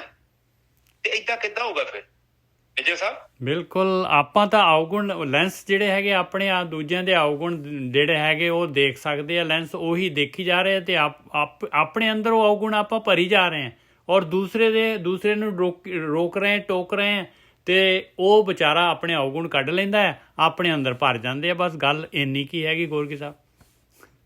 ਹਾਂ ਬਿਲਕੁਲ ਸਹੀ ਹੈ ਜੀ। ਹਾਂਜੀ, ਆਪਾਂ ਫੇਰ ਕਥਾ ਤੇ ਆ ਜਾਂਦੇ ਹਾਂ। ਵੈਸੇ ਟੌਪਿਕ ਤੋਂ ਮੈਂ ਬਾਹਰ ਚੱਲ ਜਾਂਦਾ ਕਈ ਵਾਰੀ, ਫਿਰ ਵੀ ਮਾਫ਼ ਕਰਨਾ, ਗੱਲਾਂ ਕੁਝ ਕੰਮ ਦੀਆਂ ਹੁੰਦੀਆਂ ਨੇ। ਮੈਂ ਚਾਹੁੰਦਾ ਤੁਹਾਡੇ ਦਿਮਾਗ 'ਚ ਪਾ ਦਿੱਤੀਆਂ ਜਾਣ, ਅੱਜ ਨਹੀਂ ਤੇ ਕੱਲ ਨੂੰ ਇਹ ਬੂੰਦ ਬੂੰਦ ਇਹ ਗਿਆਨ ਦੀ ਤੁਹਾਡੇ ਅੰਦਰ ਗਈ ਨਾ, ਤੁਹਾਡਾ ਜੀਵਨ ਕਦੋਂ ਬਦਲ ਜਾਣਾ ਤੁਹਾਨੂੰ ਪਤਾ ਵੀ ਨਹੀਂ ਲੱਗਣਾ। ਜਿਉਣਾ ਇੱਕ ਕਲਾ ਵਾ, ਕਲਾ ਸਿੱਖਣੀ ਪੈਂਦੀ ਆ। ਉਹਨਾਂ ਲੋਕਾਂ ਕੋਲ, ਜਿੱਦਾਂ ਮੈਂ ਮੂਰਤੀ ਸਿੱਖਣੀ ਹੋਵੇ ਤੇ ਮੈਨੂੰ ਮੂਰਤੀਕਾਰ ਕੋਲ ਜਾਣਾ ਪਊਗਾ, ਚਿੱਤਰਕਾਰੀ ਸਿੱਖਣੀ ਹੋਏ ਤੇ ਕਿਸੇ ਚਿੱਤਰਕਾਰ ਕੋਲ ਜਾਣਾ ਪਊ। ਕੋਈ ਵੀ ਕੰਮ ਸਿੱਖਣਾ ਪੈਂਦਾ ਹੈ। ਇਨਸਾਨ ਸਭ ਚੀਜ਼ਾਂ ਸਿੱਖਦਾ ਹੈ, ਪਰ ਇੱਕ ਚੀਜ਼ ਜਿਹੜੀ ਸਭ ਤੋਂ ਇੰਪੋਰਟੈਂਟ ਆ, ਉਹ ਜੀਵਨ ਨੂੰ ਜਿਉਣਾ ਕਿੱਦਾਂ, ਉਹ ਸਿੱਖਦਾ ਹੀ ਨਹੀਂ। ਨਾ ਉਹਦਾ ਕੋਈ ਸਕੂਲ ਹੈਗਾ। ਮੈਂ ਸਹੀ ਨਹੀਂ ਜੀ ਸਾਹਿਬ? ਬਿਲਕੁਲ ਸਹੀ ਹੈ। ਆਪਣੀ ਸਾਰੀ ਪੜ੍ਹਾਈ ਕਾਹਦੀ ਹੈ? ਉਹ ਕਹਿੰਦੇ ਤੁਹਾਨੂੰ ਦੱਸਦੇ ਮਾਰਕੀਟਿੰਗ ਕਿੱਦਾਂ ਕਰਨੀ ਹੈ, ਚੀਜ਼ ਨੂੰ ਵੇਚਣਾ ਕਿੱਦਾਂ, ਚੀਜ਼ ਨੂੰ ਖਰੀਦਣਾ ਕਿੱਦਾਂ, ਪੈਸਾ ਕਿੱਦਾਂ ਕਮਾਉਣਾ ਹੈ, ਘਰ ਵੱਡਾ ਕਿੱਦਾਂ ਕਰਨਾ, ਗੱਡੀ ਵੱਡੀ ਕਿੱਡੀ ਕਰਨੀ। ਫਿਰ ਉਹ ਕਹਿੰਦੀ ਨਹੀਂ ਆ ਕਿ ਯਾਰ ਤੇਰੀ ਆਤਮਾ ਨੂੰ ਕਿੱਦਾਂ ਪ੍ਰਗਟ ਕਰਨਾ ਹੈ, ਉਹਦੇ ਬਾਰੇ ਨਾ ਗੱਲ ਕਰ। ਨਾ ਤੇ ਮਨ ਹੈਗਾ ਕੋਈ, ਨਾ ਕੋਈ ਤੇਰਾ ਮਨ ਚਿੱਤ ਹੈਗਾ, ਇਹ ਆਤਮਾ ਉਤਮਾ ਦੀਆਂ ਗੱਲਾਂ ਸਾਡੇ ਨਾਲ ਕਰ। ਪਰ ਤੁਹਾਨੂੰ ਨਹੀਂ ਪਤਾ, ਇਹਨਾਂ ਨੂੰ ਛੱਡਤਾ ਤੇ ਬਾਕੀ ਸ਼ਿਕੂ ਰਹਿ ਗਿਆ, ਬਾਕੀ ਤੇ ਕੁਛ ਵੀ ਨਹੀਂ, ਕੁਛ ਵੀ ਨਹੀਂ ਰਹਿ ਗਿਆ, ਕੁਛ ਵੀ ਨਹੀਂ ਰਹਿ ਗਿਆ। ਔਰ ਆਪਾਂ ਆ ਜਿਹੜੇ ਹੈਗੇ ਸੰਗਤ ਕਰ ਰਹੇ ਹਾਂ, ਇਹ ਸਕੂਲ ਹੈ ਭਾਈ, ਇਹ ਆਪਾਂ ਇਹੀ ਪੜ੍ਹਾਈ ਕਰ ਰਹੇ ਹਾਂ। ਹਾਂਜੀ ਵੀਰ ਜੀ, ਬਿਲਕੁਲ ਠੀਕ ਹੈ। ਹੁਣ ਆਪਾਂ ਜਿਹੜੀਆਂ ਗੱਲਾਂ ਮੈਂ ਕਰ ਲਈਆਂ, ਇੱਕ ਤੇ ਐਨਕ ਦੀ ਗੱਲ ਕੀਤੀ ਹੈ, ਠੀਕ ਹੈ। ਹੁਣ ਜਿਹੜੀ ਮੈਂ ਗੱਲ ਕੀਤੀ ਐਨਕ ਨੂੰ ਥੋੜਾ ਬਦਲਣਾ ਹੈ, ਤੇ ਦੂਜੇ ਨੰਬਰ ਨਾਲ ਰੱਬ ਨਾਲ ਗੱਲ ਕਰਨ ਦਾ ਤਰੀਕਾ ਕੀ ਹੋਇਆ? ਚੁੱਪ ਹੋ ਕੇ, ਕਿਉਂਕਿ ਪ੍ਰਮਾਤਮਾ ਹੋਰ ਕੋਈ ਭਾਸ਼ਾ ਨਹੀਂ ਬੋਲਦਾ। ਤੇ ਇੱਕ ਘਰ ਦੇ ਵਿੱਚ ਜਿੱਦਾਂ ਆਪਾਂ ਕੋਈ ਪਾਰਟੀ ਬਾਜੀ ਬਣਾਉਂਦੇ ਆ, ਉਹ ਵੀ ਕੋਈ ਚੰਗੀ ਚੀਜ਼ ਨਹੀਂ ਹੈ, ਉਹਦੇ ਨਾਲ ਨਫ਼ਰਤ ਫੈਲਦੀ ਹੈ। ਤਕੜੀ ਬਰਾਬਰ ਰੱਖੋ। ਦੇਖੋ ਤੁਹਾਡੇ ਜੀਵਨ ਦੇ ਵਿੱਚ ਜਿਹੜੀ ਪ੍ਰੋਗਰੈਸ ਹੈ ਨਾ, ਕੇਵਲ ਉਹਨਾਂ ਚੀਜ਼ਾਂ ਦੀ ਆ ਜਿਨ੍ਹਾਂ ਨੂੰ ਤੁਸੀਂ ਖਰੀਦ ਨਹੀਂ ਸਕਦੇ, ਠੀਕ ਹੈ। ਜਿਹੜੀ ਚੀਜ਼ ਨਹੀਂ ਨਾ ਖਰੀਦੀ ਜਾ ਸਕਦੀ, ਉਹੀ ਕੀਮਤੀ ਹੈ। ਭਗਤੀ ਹੈ, ਇਹ ਕਿੱਥੋਂ ਖਰੀਦ ਲੋਗੇ ਦੱਸੋ ਮੈਨੂੰ? ਕੋਈ ਖਰੀਦ ਸਕਦਾ ਇਹਨੂੰ? ਨਹੀਂ ਹੈ। ਤੁਸੀਂ ਕਿਸੇ ਨੂੰ ਪਿਆਰ ਕਰਦੇ ਜੋ, ਲੋਕਾਂ ਨੂੰ ਇੱਜ਼ਤ ਮਾਣ ਦਿੰਦੇ ਜੋ, ਉਹਨਾਂ ਦੀ ਬਣਦੀ, ਉਹਨਾਂ ਦੀ ਰਿਸਪੈਕਟ ਕਰਦੇ ਜੋ, ਇਹਨੂੰ ਤੁਸੀਂ ਖਰੀਦੋਗੇ ਬਾਜ਼ਾਰ 'ਚ? ਨਹੀਂ। ਇਹ ਤੇ ਬਾਣੀ 'ਚ ਕਹਿੰਦੇ ਅਮੁੱਲ ਅਸੀਸ, ਅਮੁੱਲ ਬਖਸ਼ੀਸ਼। ਠੀਕ ਹੈ ਜੀ ਸਾਹਿਬ? ਬਿਲਕੁਲ। ਗੁਣ ਵੀ ਅਮੁੱਲ ਹੈ। ਹਾਂ ਗੁਣ ਵੀ ਅਮੁੱਲ ਹੈ। ਅਮੁੱਲ ਅਮੁੱਲ ਆਖਿਆ ਨਾ ਜਾਏ, ਏਦਾਂ ਦਾ ਕੁਝ ਕਿਹਾ ਵਾ। ਬਿਲਕੁਲ, ਅਮੁੱਲੋ ਅਮੁੱਲ ਆਖਿਆ ਨਾ ਜਾਏ, ਆਖ ਆਖ ਰਹੇ ਲਿਵ ਲਾਏ। ਜਿਹੜੇ ਆਖਣ ਲੱਗ ਗਏ ਕਹਿੰਦੇ ਲਿਵ ਲੱਗ ਜਾਏਗੀ ਉਹਨਾਂ ਦੀ ਪਾਈ। ਹਾਂ ਵੇਖੋ ਬਾਣੀ ਕਿੱਦਾਂ ਬੋਲਦੀ, ਮੈਨੂੰ ਬਾਣੀ ਦਾ ਕੁਛ ਨਹੀਂ ਪਤਾ। ਜਦੋਂ ਟਾਈਮ ਆਉਂਦਾ ਤੁਕਾਂ ਮੂੰਹ ਚ ਨਿਕਲਦੀਆਂ ਆਪਣੇ ਆਪ ਹੀ, ਭਾਵੇਂ ਗਲਤੀ ਨਿਕਲਣ, ਰੱਬ ਜਾਣਦਾ ਸਾਡੀ ਨੀਅਤ ਸੱਚੀ ਹੈ। ਠੀਕ ਹੈ। ਅੱਛਾ ਇਹਦੇ ਵਿੱਚ ਅੱਗੇ ਚੱਲੀਏ। ਕਹਿੰਦੇ ਚਰਨ ਕਮਲ ਕੇ ਹਿਰਦੇ ਬਸ, ਜਾ ਕੇ ਹਿਰਦੇ ਬਸ ਜਨ ਕੋ ਡੋਲੇ ਡੋਲੇ। ਬਿਲਕੁਲ, ਜਨ ਕਿਉਂ ਡੋਲੇ, ਹਨਾ। ਹੁਣ ਜਿਹਦੇ ਹਿਰਦੇ ਚ ਪ੍ਰਮਾਤਮਾ ਹੈ, ਔਰ ਜਿਹਨੂੰ ਪਤਾ ਹੈ, ਜਿਹਨੇ ਚਿੱਤ ਨੂੰ ਰੋਕ ਲਿਆ, ਮਨ ਨੂੰ ਰੋਕ ਲਿਆ, ਉਹ ਕਿੱਥੋਂ ਡੋਲੂਗਾ ਨਿੱਜਰ ਸਾਹਿਬ? ਬਿਲਕੁਲ, ਉਹਨੇ ਨਹੀਂ ਜੇ ਡੋਲਣਾ। ਵੇਖੋ ਹੁਣ ਸਾਰੀ ਗੱਲਾਂ ਕੀਤੀਆਂ ਕੇਵਲ ਇਸ ਲਾਈਨ ਨੂੰ ਸਮਝਾਉਣ ਦੇ ਲਈ। ਅਗਲੀ ਤੁਕ ਬੋਲੋ ਨਿੱਜਰ ਸਾਹਿਬ। ਮਾਨੋ ਸਭ ਸੁਖ ਨੌ ਨਿਧ ਤਾਕੈ, ਸਹਿਜ ਸਹਿਜ ਜਸ ਬੋਲੇ ਦੇਵ। ਕਹਿੰਦੇ ਬਸ ਜਿਹੜਾ ਵੀ ਸਹਿਜ ਸਹਿਜ ਦੇ ਵਿੱਚ ਪ੍ਰੇਮਾ ਭਗਤੀ ਕਰ ਰਿਹਾ ਆ, ਕਹਿੰਦੇ ਬਈ ਇਹ ਗੱਲ ਨੂੰ ਯਕੀਨ ਮੰਨ ਲਓ ਕਿ ਉਹਦੇ ਕੋਲ ਸਾਰੇ ਸੁੱਖ ਹੈ। ਉਸ ਤੋਂ ਸੁਖੀ ਵੱਧ ਸੁਖੀ ਕੋਈ ਨਹੀਂ ਹੈਗਾ। ਹਾਂਜੀ ਵੀਰ ਜੀ।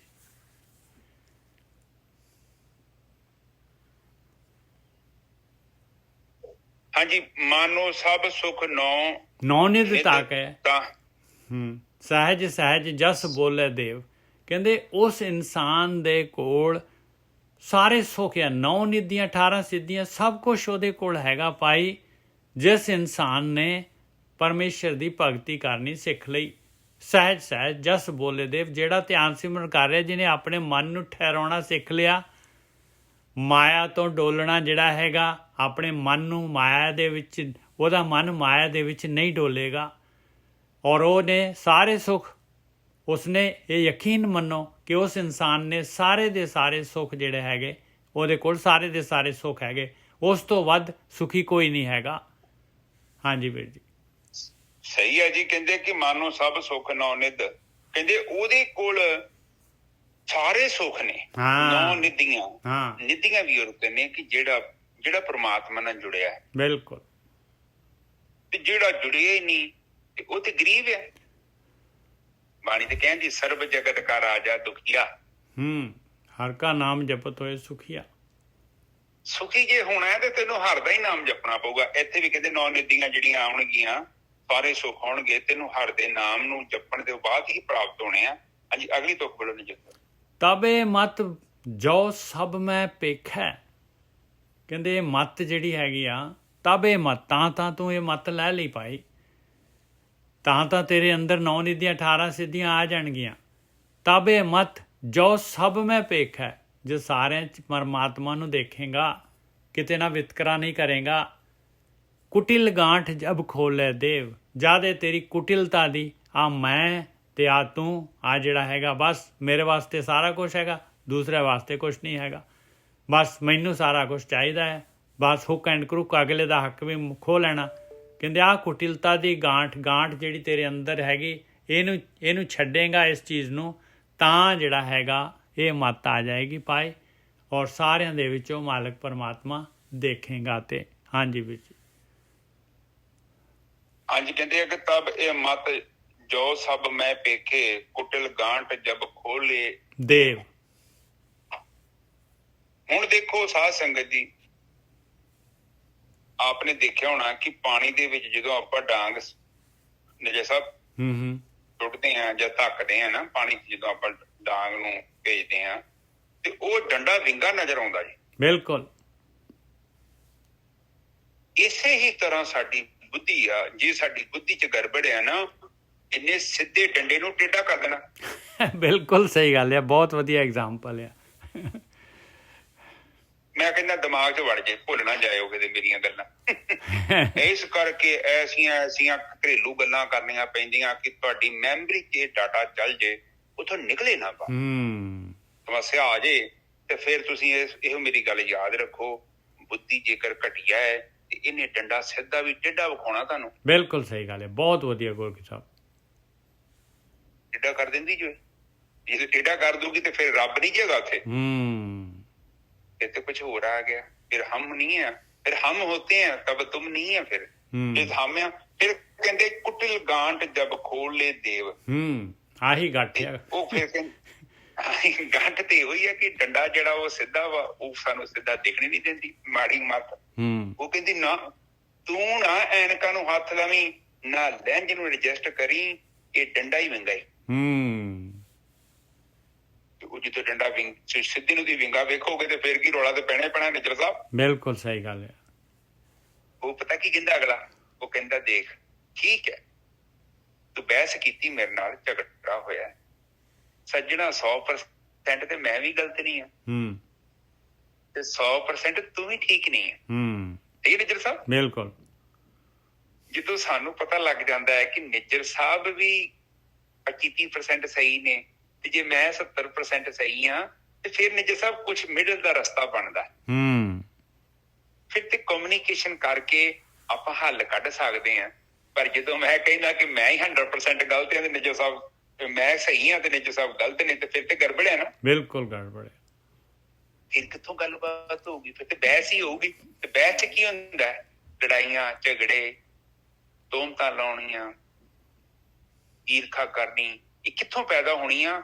ਜਦੋਂ ਅਸੀਂ ਫਾਲਸੀਫਾਈ ਹੋ ਜਾਂਦੇ ਹਾਂ, ਝੂਠਾ ਕਿਰਦਾਰ ਬਣਾ ਲੈਂਦੇ ਹਾਂ ਔਰ ਆਪਣੇ ਆਪ ਨੂੰ ਕਹਿੰਦੇ ਆ ਕਿ ਮੈਂ ਸਹੀ ਹਾਂ ਬਾਕੀ ਸਭ ਗਲਤ। ਤੇ ਬਾਣੀ ਕਹਿੰਦੀ ਤੂੰ ਏਦਾਂ ਨਾ ਕਹਿਦੀ ਕਿਤੇ, ਕਿਉਂਕਿ ਔਗਣੀ ਇਹ ਡੰਡਾ ਸਿੱਧਾ ਵਾ ਪਰ ਪਾਣੀ ਚ ਟੇਢਾ ਦੇਦਾ ਪਈ।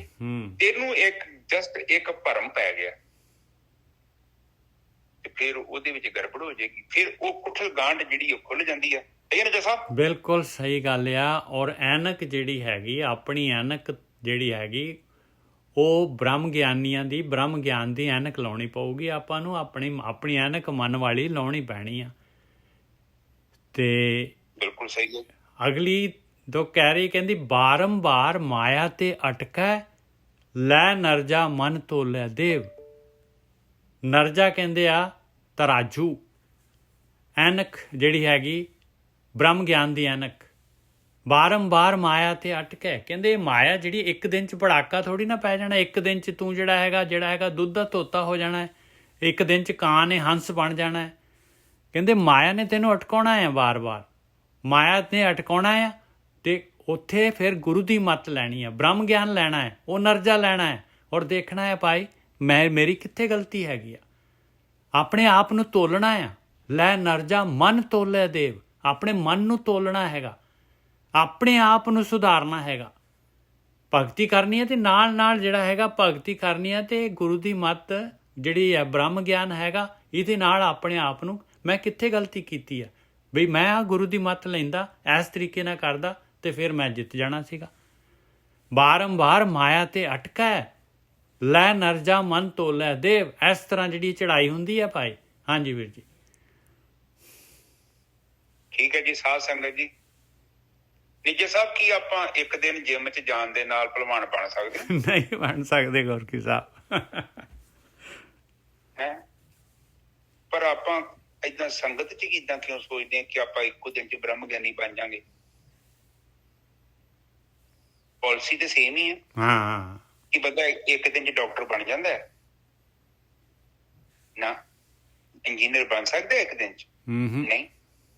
ਇਸ ਲਈ ਤਾਂ ਕਹਿੰਦੇ ਬਾਰੰਬਾਰ ਤੂੰ ਇਹ ਨਾ ਸੋਚੀ ਕਿ ਇੱਕ ਦਿਨ ਚ ਜਿਮ ਚ ਜਾ ਕੇ ਤੇ ਮਸਲ ਬਣਾ ਕੇ। ਹਾਂ ਇਹ ਜ਼ਰੂਰ ਆ, ਨਕਲੀ ਜੈਕਟ ਮਿਲ ਜਾਂਦੀ ਤੈਨੂੰ, ਉਹ ਤੂੰ ਬਾਹਰੋਂ ਪਾ ਲਈ। ਸਾਰੇ ਜੋ ਵੀ ਸਰੀਰਕ ਤੇਰੇ ਬਾਹਰੋਂ ਜਿਹੜਾ ਭੇਸ ਆ ਉਹ ਬੜਾ ਆਸਾਨ ਹੈ। ਜਾ ਕੇ ਰੁਪਈਆ 5-6 ਹਜ਼ਾਰ ਦੇ ਵਧੀਆ ਸੂਟ ਸਾਟ ਲੈ ਕੇ ਜੋ ਮਰਜੀ ਕਾਸਟਿਊਮ ਚੇਂਜ ਕਰ ਲਾ, ਉਹ ਇੱਕ ਦਿਨ ਦਾ ਮਸਲਾ ਹੀ। ਪਰ ਜਿੱਦਣ ਤੂੰ ਅੰਦਰ ਗਿਆ, ਤੂੰ ਆਪਣੇ ਆਪ ਨੂੰ ਬਦਲਣ ਦੀ ਕੋਸ਼ਿਸ਼ ਕੀਤੀ, ਐਨਕ ਨੂੰ ਐਡਜਸਟ ਕਰਨ ਗਿਆ, ਉਹ ਇੱਕ ਦਿਨ ਦਾ ਮੈਟਰ ਨਹੀਂ। ਉਹ ਤੁਹਾਨੂੰ ਵਾਰਨ ਕਰ ਰਹੇ ਆ। ਠੀਕ ਹੈ ਕਿ ਜੇ ਤੇ ਤੂੰ ਨਕਲੀ ਕੱਪੜੇ ਪਾਉਣੇ ਆ ਫਿਰ ਤੇ ਜਿੱਥੋਂ ਮਰਜ਼ੀ ਖਰੀਦ ਕੇ ਲੈ, ਕੋਈ ਮਨਾ ਥੋੜੀ ਕਰਨ ਦੇ ਆ ਸਾਨੂੰ। ਫਿਰ ਤਾਂ ਘੰਟੇ ਦਾ ਵੀ ਨਹੀਂ ਕੰਮ, ਅੱਧੇ ਘੰਟੇ ਚ ਹੀ ਜਿਹੜਾ ਹੈਗਾ ਡਰੈਸ ਕੋਡ ਜਿਹੜਾ ਹੈ ਚੇਂਜ ਕਰ ਲਾ ਆਪਣੇ ਆਪ ਨੂੰ, ਜਿਹੋ ਜਿਹਾ ਮਰਜ਼ੀ ਬ੍ਰਹਮ ਗਿਆਨੀ ਬਣਾ ਲਾ, ਬ੍ਰਹਮ ਗਿਆਨੀ ਨੂੰ ਮਾਤ ਕਰ ਲਾ। ਫਿਰ ਉਹ ਅਗਲੇ ਬੰਦੇ ਰੌਲਾ ਵੀ ਤਾਂ ਪਾਉਂਦੇ ਇਹਨਾਂ ਨੇ ਜਿਹੜਾ ਉਹ ਕਹਿੰਦੇ ਮਾਥੇ ਤਿਲਕ ਮਾਲਾ ਪਾਣਾ, ਲੋਕ ਰਾਮ ਖਿਲਾਉਣਾ ਜਾਣਾ। ਉੱਥੇ ਰਿਜੈਕਟ ਹੋ ਜਾਣਾ, ਡਾਇਰੈਕਟ ਰਿਜੈਕਟ ਹੋ ਜਾਣਾ। ਉਹਨਾਂ ਰੌਲਾ ਪਾ ਦੇਣਾ ਬ੍ਰਹਮ ਗਿਆਨੀ ਨੇ ਕਿ ਇਹ ਨਹੀਂ ਰੋਂਗ ਹੈ, ਰੋਂਗ ਹੈ। ਪਰ ਆਪਾਂ ਕਹਿੰਦੇ ਨਹੀਂ ਜੀ ਰਾਈਟ ਹੈ, ਬੜਾ ਈਜ਼ੀ ਆ। ਉਹ ਕਹਿੰਦੇ ਸਾਨੂੰ ਵੀ ਪਤਾ ਹੈ। ਤੇ ਤੂੰ ਜਿਹੜੀ ਪਾਲਿਸੀ ਬਣਾਉਂਦਾ, ਤੂੰ ਕਹਿੰਦਾ ਇੱਕ ਦਿਨ ਚ ਮੈਂ ਜਿਮ ਚ ਗਿਆ, ਮੇਰੇ ਸਾਰੇ ਮਸਲ ਬਣ ਗਿਆ, ਬੋਡੀ ਮੇਰੀ ਬਿਲਕੁਲ ਠੀਕ ਹੋ ਗਈ, ਢਿੱਡ ਮੇਰਾ ਏਡਾ ਹੀ ਜਿਹੜਾ ਬਾਹਰ ਹੀ ਅੰਦਰ ਚਲ ਗਿਆ, ਏਡੇ ਮੇਰੇ ਡੋਲੇ ਡੋਲੇ ਮੋਢੇ ਮੰਡੇ ਸਾਰੇ ਬਣ ਗਏ। ਪਰ ਇਹਦਾ ਮਤਲਬ ਕਿ ਜੇ ਤੂੰ ਬਣਾ ਕੇ ਬੈਠਾ ਹੈ ਤੇ ਕੁਝ ਵਿਚਾਰ ਕਰ, ਕੁਛ ਗੜਬੜ ਹੈਗੀ ਹੈ। ਠੀਕ ਹੈ, ਇੱਥੇ ਬਾਰ-ਬਾਰ ਦੀ ਗੱਲ ਕਰਦੇ, ਕਹਿੰਦੇ ਬਾਰ-ਬਾਰ ਮਾਇਆ ਕੇ ਅਟਕੇ ਨਰਜੇ ਲੈ ਨਰਜਾ, ਹਾਂ ਲੈ ਨਰਜਾ। ਨਰਜਾ ਹੈਗਾ ਆਪਣਾ ਜਿਹੜਾ ਹੈਗਾ ਬ੍ਰਹਮ ਗਿਆਨ, ਬ੍ਰਹਮ ਗਿਆਨੀਆਂ ਦੀ ਮੱਤ, ਉਹਨੂੰ ਲੈ ਕੇ ਗੁਰਮਤ ਕਹਿ ਲਓ, ਉਹਨੂੰ ਲੈ ਕੇ ਤੋਲਣਾ ਹੈ ਆਪਣੇ ਆਪ ਨੂੰ ਵੀ ਕਿੱਥੇ ਮੇਰੀ ਗਲਤੀ ਹੈ ਭਾਈ। ਹਾਂਜੀ ਵੀਰ ਜੀ ਬਿਲਕੁਲ ਠੀਕ ਹੈ। ਇੱਥੇ ਆਪ ਜੀ ਨੂੰ ਪਤਾ ਹੀ ਹੈ, ਆਪਣਾ ਜਿਹੜਾ ਲਹਿੰਜੇ ਆ ਉਹਨੂੰ ਐਨਕ ਨੂੰ ਬਦਲੋ, ਉਹੀ ਨਰਜਾ ਦਾ ਮਤਲਬ ਉਹੀ ਐਨਕ ਬਦਲੋ। ਉਹਨੂੰ ਵੇਖਣ ਦਾ ਤਰੀਕਾ ਥੋੜਾ ਵੇਖੋ, ਕਿਤੇ ਮੇਰੀ ਸੁਰਤੀ ਰੁਕ ਤੇ ਨਹੀਂ ਗਈ, ਕਿਤੇ ਮੈਂ ਜੜ ਤੇ ਨਹੀਂ ਹੋ ਗਿਆ ਕਿ ਨਦੀ ਦਾ ਕੰਮ ਹੈ ਬਹਿਣਾ। ਅੱਜ ਮੈਂ ਇੱਥੇ ਘਰ 'ਚ ਬੈਠਾ, ਮੇਰੀ ਬੜੀ ਰਿਸਪੈਕਟ ਆ। ਆਉਣ ਵਾਲੇ ਸਮੇਂ 'ਚ ਨਿਜੋ ਸਾਹਿਬ ਹੋ ਸਕਦਾ ਮੇਰੀ ਰਿਸਪੈਕਟ ਘੱਟ ਜੇ, ਮੇਰੇ ਤੋਂ ਹੋਰ ਪਾਵਰਫੁਲ ਬੰਦੇ ਆ ਜਾਣੇ ਘਰ 'ਚ। ਹੁਣੇ ਸਟਰੋਂਗ ਨਹੀਂ ਹੈਗੇ, ਪਰ ਆਉਣ ਵਾਲੇ ਸਮੇਂ 'ਚ ਮੇਰੀ ਕਮਾਂਡ ਘਟਣੀ ਆ, ਤੇ ਜੇ ਮੈਂ ਅੜੀ ਜਾਊਂਗਾ ਮੁੜ ਕੇ ਵੀ ਤੇ ਨਿਜੋ ਸਾਹਿਬ ਫਿਰ ਤੇ ਪੰਗਾ ਪੈ ਗਿਆ ਨਾ। ਬਿਲਕੁਲ ਹਾਂ। ਇਹ ਸਾਧ ਸੰਗਤ ਜੀ ਨੇ ਇੱਕ ਜਾਨਵਰਾਂ ਦੇ ਵਿੱਚ ਨਾ ਸ਼ੇਰ ਹੈਗਾ, ਉਹਨੂੰ ਕਹਿੰਦੇ ਅਲਫਾ ਮੇਲ। ਠੀਕ ਹੈ, ਡਿਸਕਵਰੀ ਤੇ ਜਾ ਕੇ ਤੁਸੀਂ ਵੇਖ ਲਓ, ਤੁਹਾਡੇ ਮਨ ਦੀ ਪੂਰੀ ਤਸੱਲੀ ਹੋ ਜਾਊਗੀ। ਉਹ ਅਲਫਾ ਮੇਲ ਹੁੰਦਾ, ਉਹ ਸਾਰੇ ਝੁੰਡ ਦਾ ਇੱਕ ਰਾਜਾ ਹੁੰਦਾ। ਜਿੱਦਾਂ ਮੱਖੀਆਂ ਦੀ ਇੱਕ ਰਾਣੀ ਹੁੰਦੀ ਆ, ਉਹ ਰਾਣੀ ਮੱਖੀ ਦਾ ਕਮਾਂਡ ਦੇ ਅਧੀਨ ਹੀ ਸਾਰੇ ਕੰਮ ਕਰਦੇ ਆ। ਜਿੱਦਣ ਰਾਣੀ ਮੱਖੀ ਗਈ ਤੇ ਸਾਰੇ ਭੱਜ ਭੁੱਜ ਜਾਂਦੇ ਆ। ਉਹ ਜੰਗਲ ਦੇ ਵਿੱਚ ਅਲਫਾ ਮੇਲ ਸ਼ੇਰ ਨੂੰ ਕਹਿੰਦੇ ਆ। ਉਹ ਵੱਡਾ ਦੀ ਦਾੜੀ ਜਿਹੀ ਲੱਗੀ, ਉਹ ਕੱਲਾ ਰਾਜਾ ਬਣਿਆ ਰਹਿੰਦਾ। ਇੱਕ ਸਮਾਂ ਹੁੰਦਾ, ਇੱਕ ਜਵਾਨ ਸ਼ੇਰ ਜਦੋਂ ਉਹਨੂੰ ਚੈਲੰਜ ਕਰਦਾ, ਨਿੱਜਰ ਸਾਹਿਬ, ਤੇ ਫਿਰ ਟਾਕਰਾ ਹੋ ਜਾਂਦਾ। ਪਹਿਲੀ ਤੇ ਹੋ ਸਕਦਾ ਜਦੋਂ ਜਵਾਨ ਹੋਵੇ ਤੇ ਜਿੱਤਦਾ ਰਹੇ, ਫਿਰ ਇੱਕ ਸਮਾਂ ਹੁੰਦਾ ਨਿੱਜਰ ਸਾਹਿਬ ਉਹ ਹਾਰ ਜਾਂਦਾ। ਬਿਲਕੁਲ ਹਾਰ ਜਾਂਦਾ ਤੇ ਫਿਰ ਕੀ ਕਰਦਾ, ਸ਼ਾਂਤ ਹੋ ਜਾਂਦਾ। ਫਿਰ ਉਹ ਰਹਿੰਦਾ ਉਸੇ ਝੁੰਡ 'ਚ ਹੀ ਆ, ਪਰ ਫਿਰ ਬੜਕ ਘਟਾ ਦਿੰਦਾ ਨਿੱਜਰ ਸਾਹਿਬ। ਬਿਲਕੁਲ ਸਹੀ ਹੈ ਜੀ। ਠੀਕ ਹੈ, ਇਹ ਤੁਹਾਡੇ ਕੰਮ ਦੀ ਗੱਲ ਹੈ। ਪਲੀਜ਼ ਇਹਨੂੰ ਚੱਕੋ ਗੱਲ ਨੂੰ। ਸ਼ੇਰ ਨੂੰ ਸਵਾ ਸ਼ੇਰ ਮਿਲ ਗਿਆ ਹੁਣ। ਪਰ ਪੰਗਾ ਤੇ ਇਹ ਆ ਕਿ ਅਸੀਂ ਬੜੇ ਬੇਸ਼ਰਮ ਹੈ, ਅਸੀਂ ਹਟਦੇ ਨਹੀਂ ਆ। ਅਸੀਂ ਜਾਨਵਰਾਂ ਤੋਂ ਸਿੱਖੀਏ ਕਿ ਐਡਾ ਵੱਡਾ ਸ਼ੇਰ ਸੀ ਜਿਹਨੇ ਉਹਨੇ ਹੈਡ ਬਣਿਆ ਰਿਹਾ, ਰਾਜਾ ਬਣਿਆ ਰਿਹਾ, ਜਿੱਦਾਂ ਉਹ ਕਿੰਗ ਬਣਿਆ ਸੀ, ਉਹਨੂੰ ਅਲਫਾ ਮੇਲ ਕਹਿੰਦੇ ਸਾਂ। ਇੱਕ ਸਮਾਂ ਆਇਆ, ਉਹਨੇ ਸ਼ਾਂਤੀ ਨਾਲ ਬਹਿ ਗਿਆ, ਉਹਨੂੰ ਪਤਾ ਲੱਗ ਗਿਆ ਹੁਣ ਫਾਇਦਾ ਨਹੀਂ ਹੈਗਾ, ਟਾਈਮ ਲੰਘ ਚੁੱਕਿਆ। ਐਨਕ ਬਦਲ ਲੈਂਦਾ ਹੈ, ਫਿਰ ਉਹ ਸ਼ਾਂਤੀ ਨਾਲ ਰਹਿੰਦਾ, ਉੱਥੇ ਜੰਗਲ ਦੇ ਵਿੱਚ ਹੀ ਰਹਿੰਦਾ, ਝੁੰਡ 'ਚ ਹੀ ਆ, ਪਰ ਹੁਣ ਉਹ ਅਲਫਾ ਮੇਲ ਬਣਨ ਦੀ ਕੋਸ਼ਿਸ਼ ਨਹੀਂ ਕਰਦਾ। ਕਿਉਂ ਨਹੀਂ ਕਰਦਾ? ਉਹਨੂੰ ਪਤਾ ਐਵੇਂ ਚਪੇੜਾਂ ਪੈਣੀਆਂ, ਕਿਉਂਕਿ ਅਗਲੇ ਨੇ ਚੈਲੰਜ ਕੀਤਾ ਨਿੱਜਰ ਸਾਹਿਬ, ਮੁੜ ਕੇ ਸੱਟ ਲਾ ਦੂਗਾ। ਬਿਲਕੁਲ, ਇੱਕ ਵਾਰੀ ਤਾਂ ਪਹਿਲਾਂ ਹੀ ਹਾਰਿਆ। ਪਰ ਆਪਾਂ ਏਦਾਂ ਨਹੀਂ ਕਰਦੇ, ਆਪਾਂ ਸਹਿੰਦੇ ਹਾਂ ਆਖਰ ਤੱਕ ਜੋ ਮੈਂ ਕਿਹਾ ਮੇਰਾ ਹੋਣਾ ਚਾਹੀਦਾ। ਭਾਜੀ ਫਿਰ ਤੇ ਇਕੱਲੇ ਹੀ ਰਹਿ ਜਾਣਾ ਵਾ, ਫਿਰ ਆਪਣੇ ਆਪ ਨੂੰ ਹੁਕਮ ਦੇਈ ਜਾਓ, ਫਿਰ ਤੁਰੇ ਜਾਓ ਇਕੱਲੇ। ਪਰ ਜੇਕਰ ਆਪਾਂ ਝੁੰਡ 'ਚ ਰਹਿਣਾ ਚਾਹੁੰਦੇ ਹਾਂ ਤੇ ਫਿਰ ਉਹ ਅਲਫਾ ਮੇਲ ਵਾਲਾ ਜਿਹੜਾ ਕੰਮ ਆ, ਉਹਨੂੰ ਥੋੜਾ ਵਿਚਾਰਨ ਦੀ ਲੋੜ ਹੈ। ਤੇ ਜਿਹੜੀ ਸਾਡੀ ਬੁੱਧੀ ਰੂਪੀ ਐਨਕ, ਉਹਨੂੰ ਐਡਜਸਟ ਕਰਨਾ ਪਊਗਾ। ਕਿੱਥੇ ਸਹੀ ਹੈ ਤੇ ਕਿੱਥੇ ਗਲਤ ਆ, ਉਹ ਵੇਖਣਾ ਪਊ। ਠੀਕ ਹੈ, ਅਗਲੇ ਨੂੰ ਤੁਸੀਂ ਸਮਝਾਉਣ ਜਾਂਦੇ ਜੋ, ਬੇਸ਼ੱਕ ਤੁਹਾਡੀ ਗੱਲ ਬਿਲਕੁਲ ਸਹੀ ਆ, ਤੁਸੀਂ ਡਾਇਰੈਕਟ ਕਿਹਨੂੰ ਦੱਸੋਗੇ ਤੇ ਉਹਨੇ ਨਹੀਂ ਸੁਣਨੀ। ਉਹਦੀਆਂ ਪਹਿਲਾਂ 4 ਚੰਗੀਆਂ ਗੱਲਾਂ ਗੁਣੋ, ਉਹਨੂੰ ਦੱਸੋ ਕਿ ਵੀ ਤੇਰੇ 'ਚ ਆਹ ਗੱਲ ਬੜੀ ਵਧੀਆ ਹੈ, ਆਹ ਵੀ ਗੱਲ ਬੜੀ ਵਧੀਆ ਹੈ। ਤੇ ਪੁੱਤ ਜੇ ਥੋੜਾ ਜਿਹਾ ਇਹ ਵੀ ਐਡਜਸਟ ਕਰੇ ਨਾ ਤੇ ਕੰਮ ਬੜਾ ਵਧੀਆ ਬਣ ਜੇ। ਉਹ ਤੁਹਾਡੀ ਗੱਲ 'ਚ ਮੈਨੂੰ ਹਾਮੀ ਵੀ ਭਰੂਗਾ ਕਿ ਹਾਂ, ਜੇ ਮੇਰੇ ਮਾਂ ਪਿਓ ਨੇ ਇਹ 3 ਗੱਲਾਂ ਮੇਰੀਆਂ ਸਲਾਹੀਆਂ ਨੇ, ਇੱਕ ਮੇਰੇ 'ਚ ਜੇ ਨੈਗੇਟਿਵ ਗੱਲ ਵੀ ਕੱਢੀ ਹੈ, ਨਿੱਜਰ ਸਾਹਿਬ ਉਹਨੇ ਗੋਲੀ ਛਕ ਜਾਣੀ ਆ। ਤੇ ਜੇ ਤੁਸੀਂ ਨੈਗੇਟਿਵ ਗੱਲ ਪਹਿਲਾਂ ਕਰਤੀ, ਉਹ ਖਾਂਦਾ ਨਹੀਂ, ਉਹਨੇ ਕਹਿਣਾ ਕਨੈਨ ਦੀ ਗੋਲੀ ਕੌੜੀ ਬਹੁਤ ਹੈ, ਮੈਂ ਨਹੀਂ ਖਾਣੀ। ਉਹ ਕਹਿੰਦਾ ਜੇ ਗੋਲੀ ਦੇ ਉੱਤੇ ਥੋੜਾ ਜਿਹਾ ਮਿੱਠਾ ਪਰਤ ਚਾੜ ਦੋਗੇ ਮੈਂ ਖਾ ਲੂੰਗਾ। ਪਰ ਆਪਾਂ ਕੀ ਕਰਦੇ ਹਾਂ, ਆਪਾਂ ਕਨੈਨ ਦੀ ਗੋਲੀ ਕਹਿੰਦੇ ਡਾਇਰੈਕਟ ਖਾ। ਉਹ ਉਹਦਾ ਜ਼ਬਾਨ ਤੇ ਰੱਖਦਾ, ਨਾਲ ਹੀ ਬਾਹਰ ਕੱਢ ਦਿੰਦਾ। ਬਿਲਕੁਲ, ਇਸੇ ਲਈ ਜਦੋਂ ਆਪਾਂ ਕਿਸੇ ਨੂੰ ਗਿਆਨ ਦੇਣਾ ਹੈ, ਉਹਨੂੰ ਐਸਾ ਬਣਾ ਦੋ ਕਿ ਉਹਨੂੰ ਫੀਲ ਨਾ ਹੋਵੇ, ਉਹਨੂੰ ਹਰਟ ਨਾ ਹੋਵੇ। ਠੀਕ ਹੈ, ਚਲੋ ਇਸ ਚੀਜ਼ ਨੂੰ ਆਪਾਂ ਲੈਣਾ। ਫਿਰ ਕਹਿੰਦੇ ਆ ਕਿ ਅਗਲੇ ਬੰਦੇ ਚਲੀਏ ਅੱਗੇ ਬੋਲੋ ਤੋਂ, ਜਹਿ ਜਾਏ ਤਹੀਂ ਸੁਖ ਪਾਵੈ, ਮਾਇਆ ਤਾਸ ਨਾ ਝੋਲਾ ਦੇਵ।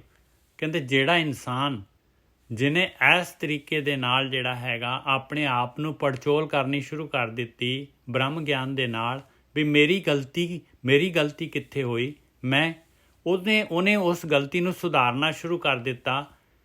ਬ੍ਰਹਮ ਗਿਆਨ ਦੀ ਤੱਕੜੀ 'ਤੇ ਉਹਨੇ ਆਪਣੇ ਮਨ ਨੂੰ ਤੋਲਣਾ ਸ਼ੁਰੂ ਕਰ ਦਿੱਤਾ। ਉਹਦੇ ਅਵਗੁਣ ਜਿਹੜੇ ਹੈਗੇ ਦੂਰ ਹੋ ਜਾਣੇ ਆ ਭਾਈ, ਉਹਦੇ ਅਵਗੁਣ ਦੂਰ ਹੋ ਜਾਣੇ ਆ। ਇਸ ਤਰ੍ਹਾਂ ਧਿਆਨ ਸਿਮਰਨ ਜਿਹੜਾ ਕਰਦਾ ਆ, ਫਿਰ ਜਹ ਉਹ ਜਾਏ ਤਹੀਂ ਸੁਖ ਪਾਵੇ। ਕਹਿੰਦੇ ਜਿੱਥੇ ਵੀ ਜਾਊਗਾ ਉਹ ਸੁਖ ਪਾਊਗਾ ਅਤੇ ਸੁਖ ਦੇਊਗਾ। ਮਾਇਆ ਤਾਸ ਨਾ ਝੋਲੇ ਦੇਵ। ਕਹਿੰਦੇ ਉਹਨੂੰ ਮਾਇਆ ਜਿਹੜੀ ਹੈਗੀ ਆ, ਮਾਇਆ ਦਾ ਤੂਫਾਨ ਜਿਹੜਾ ਹੈਗਾ, ਮਾਇਆ ਦਾ ਝੋਲ, ਕਹਿੰਦੇ ਜਿਸ ਤਰ੍ਹਾਂ ਜਿਹੜਾ ਮਾਇਆ ਨੇ ਰੇੜਕਾ ਦਿੱਤਾ, ਰੇੜਕਾ ਦਿੰਦੇ ਨਾ ਆਪਾਂ ਜਿਹੜਾ ਹੈਗੇ, ਜਿਸ ਤਰ੍ਹਾਂ ਮਧਾਣੀ ਫੇਰਦੇ ਆ ਦਹੀਂ ਦੇ ਵਿੱਚ, ਕਹਿੰਦੇ ਚਾਹੇ ਜੇ ਜਿੰਨਾ ਮਰਜ਼ੀ ਮਧਾਣੀ ਫੇਰ ਲਓ, ਜਿੰਨਾ ਮਰਜ਼ੀ ਤੂਫਾਨ ਆ ਜਾਏ, ਉਹਨੂੰ ਨਹੀਂ ਹਿਲਾ ਸਕਦੀ ਮਾਇਆ। ਮਾਇਆ ਤਾਸ ਨਾ ਝੋਲੇ ਦੇਵ। ਕਹੇ ਕਬੀਰ ਮੇਰਾ ਮਨ ਮਾਨਿਆ ਰਾਮ ਪ੍ਰੀਤ ਕੀਓ ਲੈ ਦੇਵ। ਕਹਿੰਦੇ ਕਬੀਰ ਜੀ ਕਹਿੰਦੇ ਮੇਰਾ ਤਾਂ ਮਨ ਮੰਨ ਗਿਆ ਭਾਈ, ਮੈਂ ਤਾਂ ਰਾਮ ਦੀ ਪ੍ਰੀਤ ਜਿਹੜੀ ਹੈਗੀ ਆ, ਰਾਮ ਨਾਲ ਪ੍ਰੀਤ ਪਾ ਲਈ ਹੈ ਭਾਈ, ਉਹਦੇ ਨਾਲ ਮੇਰਾ ਮਨ ਮੰਨ ਗਿਆ, ਮੈਂ ਪ੍ਰੇਮਾ ਭਗਤੀ ਕਰਦਾ ਹਾਂ। ਹਾਂਜੀ ਵੀਰ ਜੀ। ਹਾਂਜੀ ਠੀਕ ਹੈ ਜੀ ਸੰਗਤ ਜੀ, ਆਖਰ ਤੇ ਫਿਰ ਉਸ ਕਥਾ ਦੇ ਵਿੱਚ ਫਾਈਨਲ ਆ ਗਏ ਨੇ।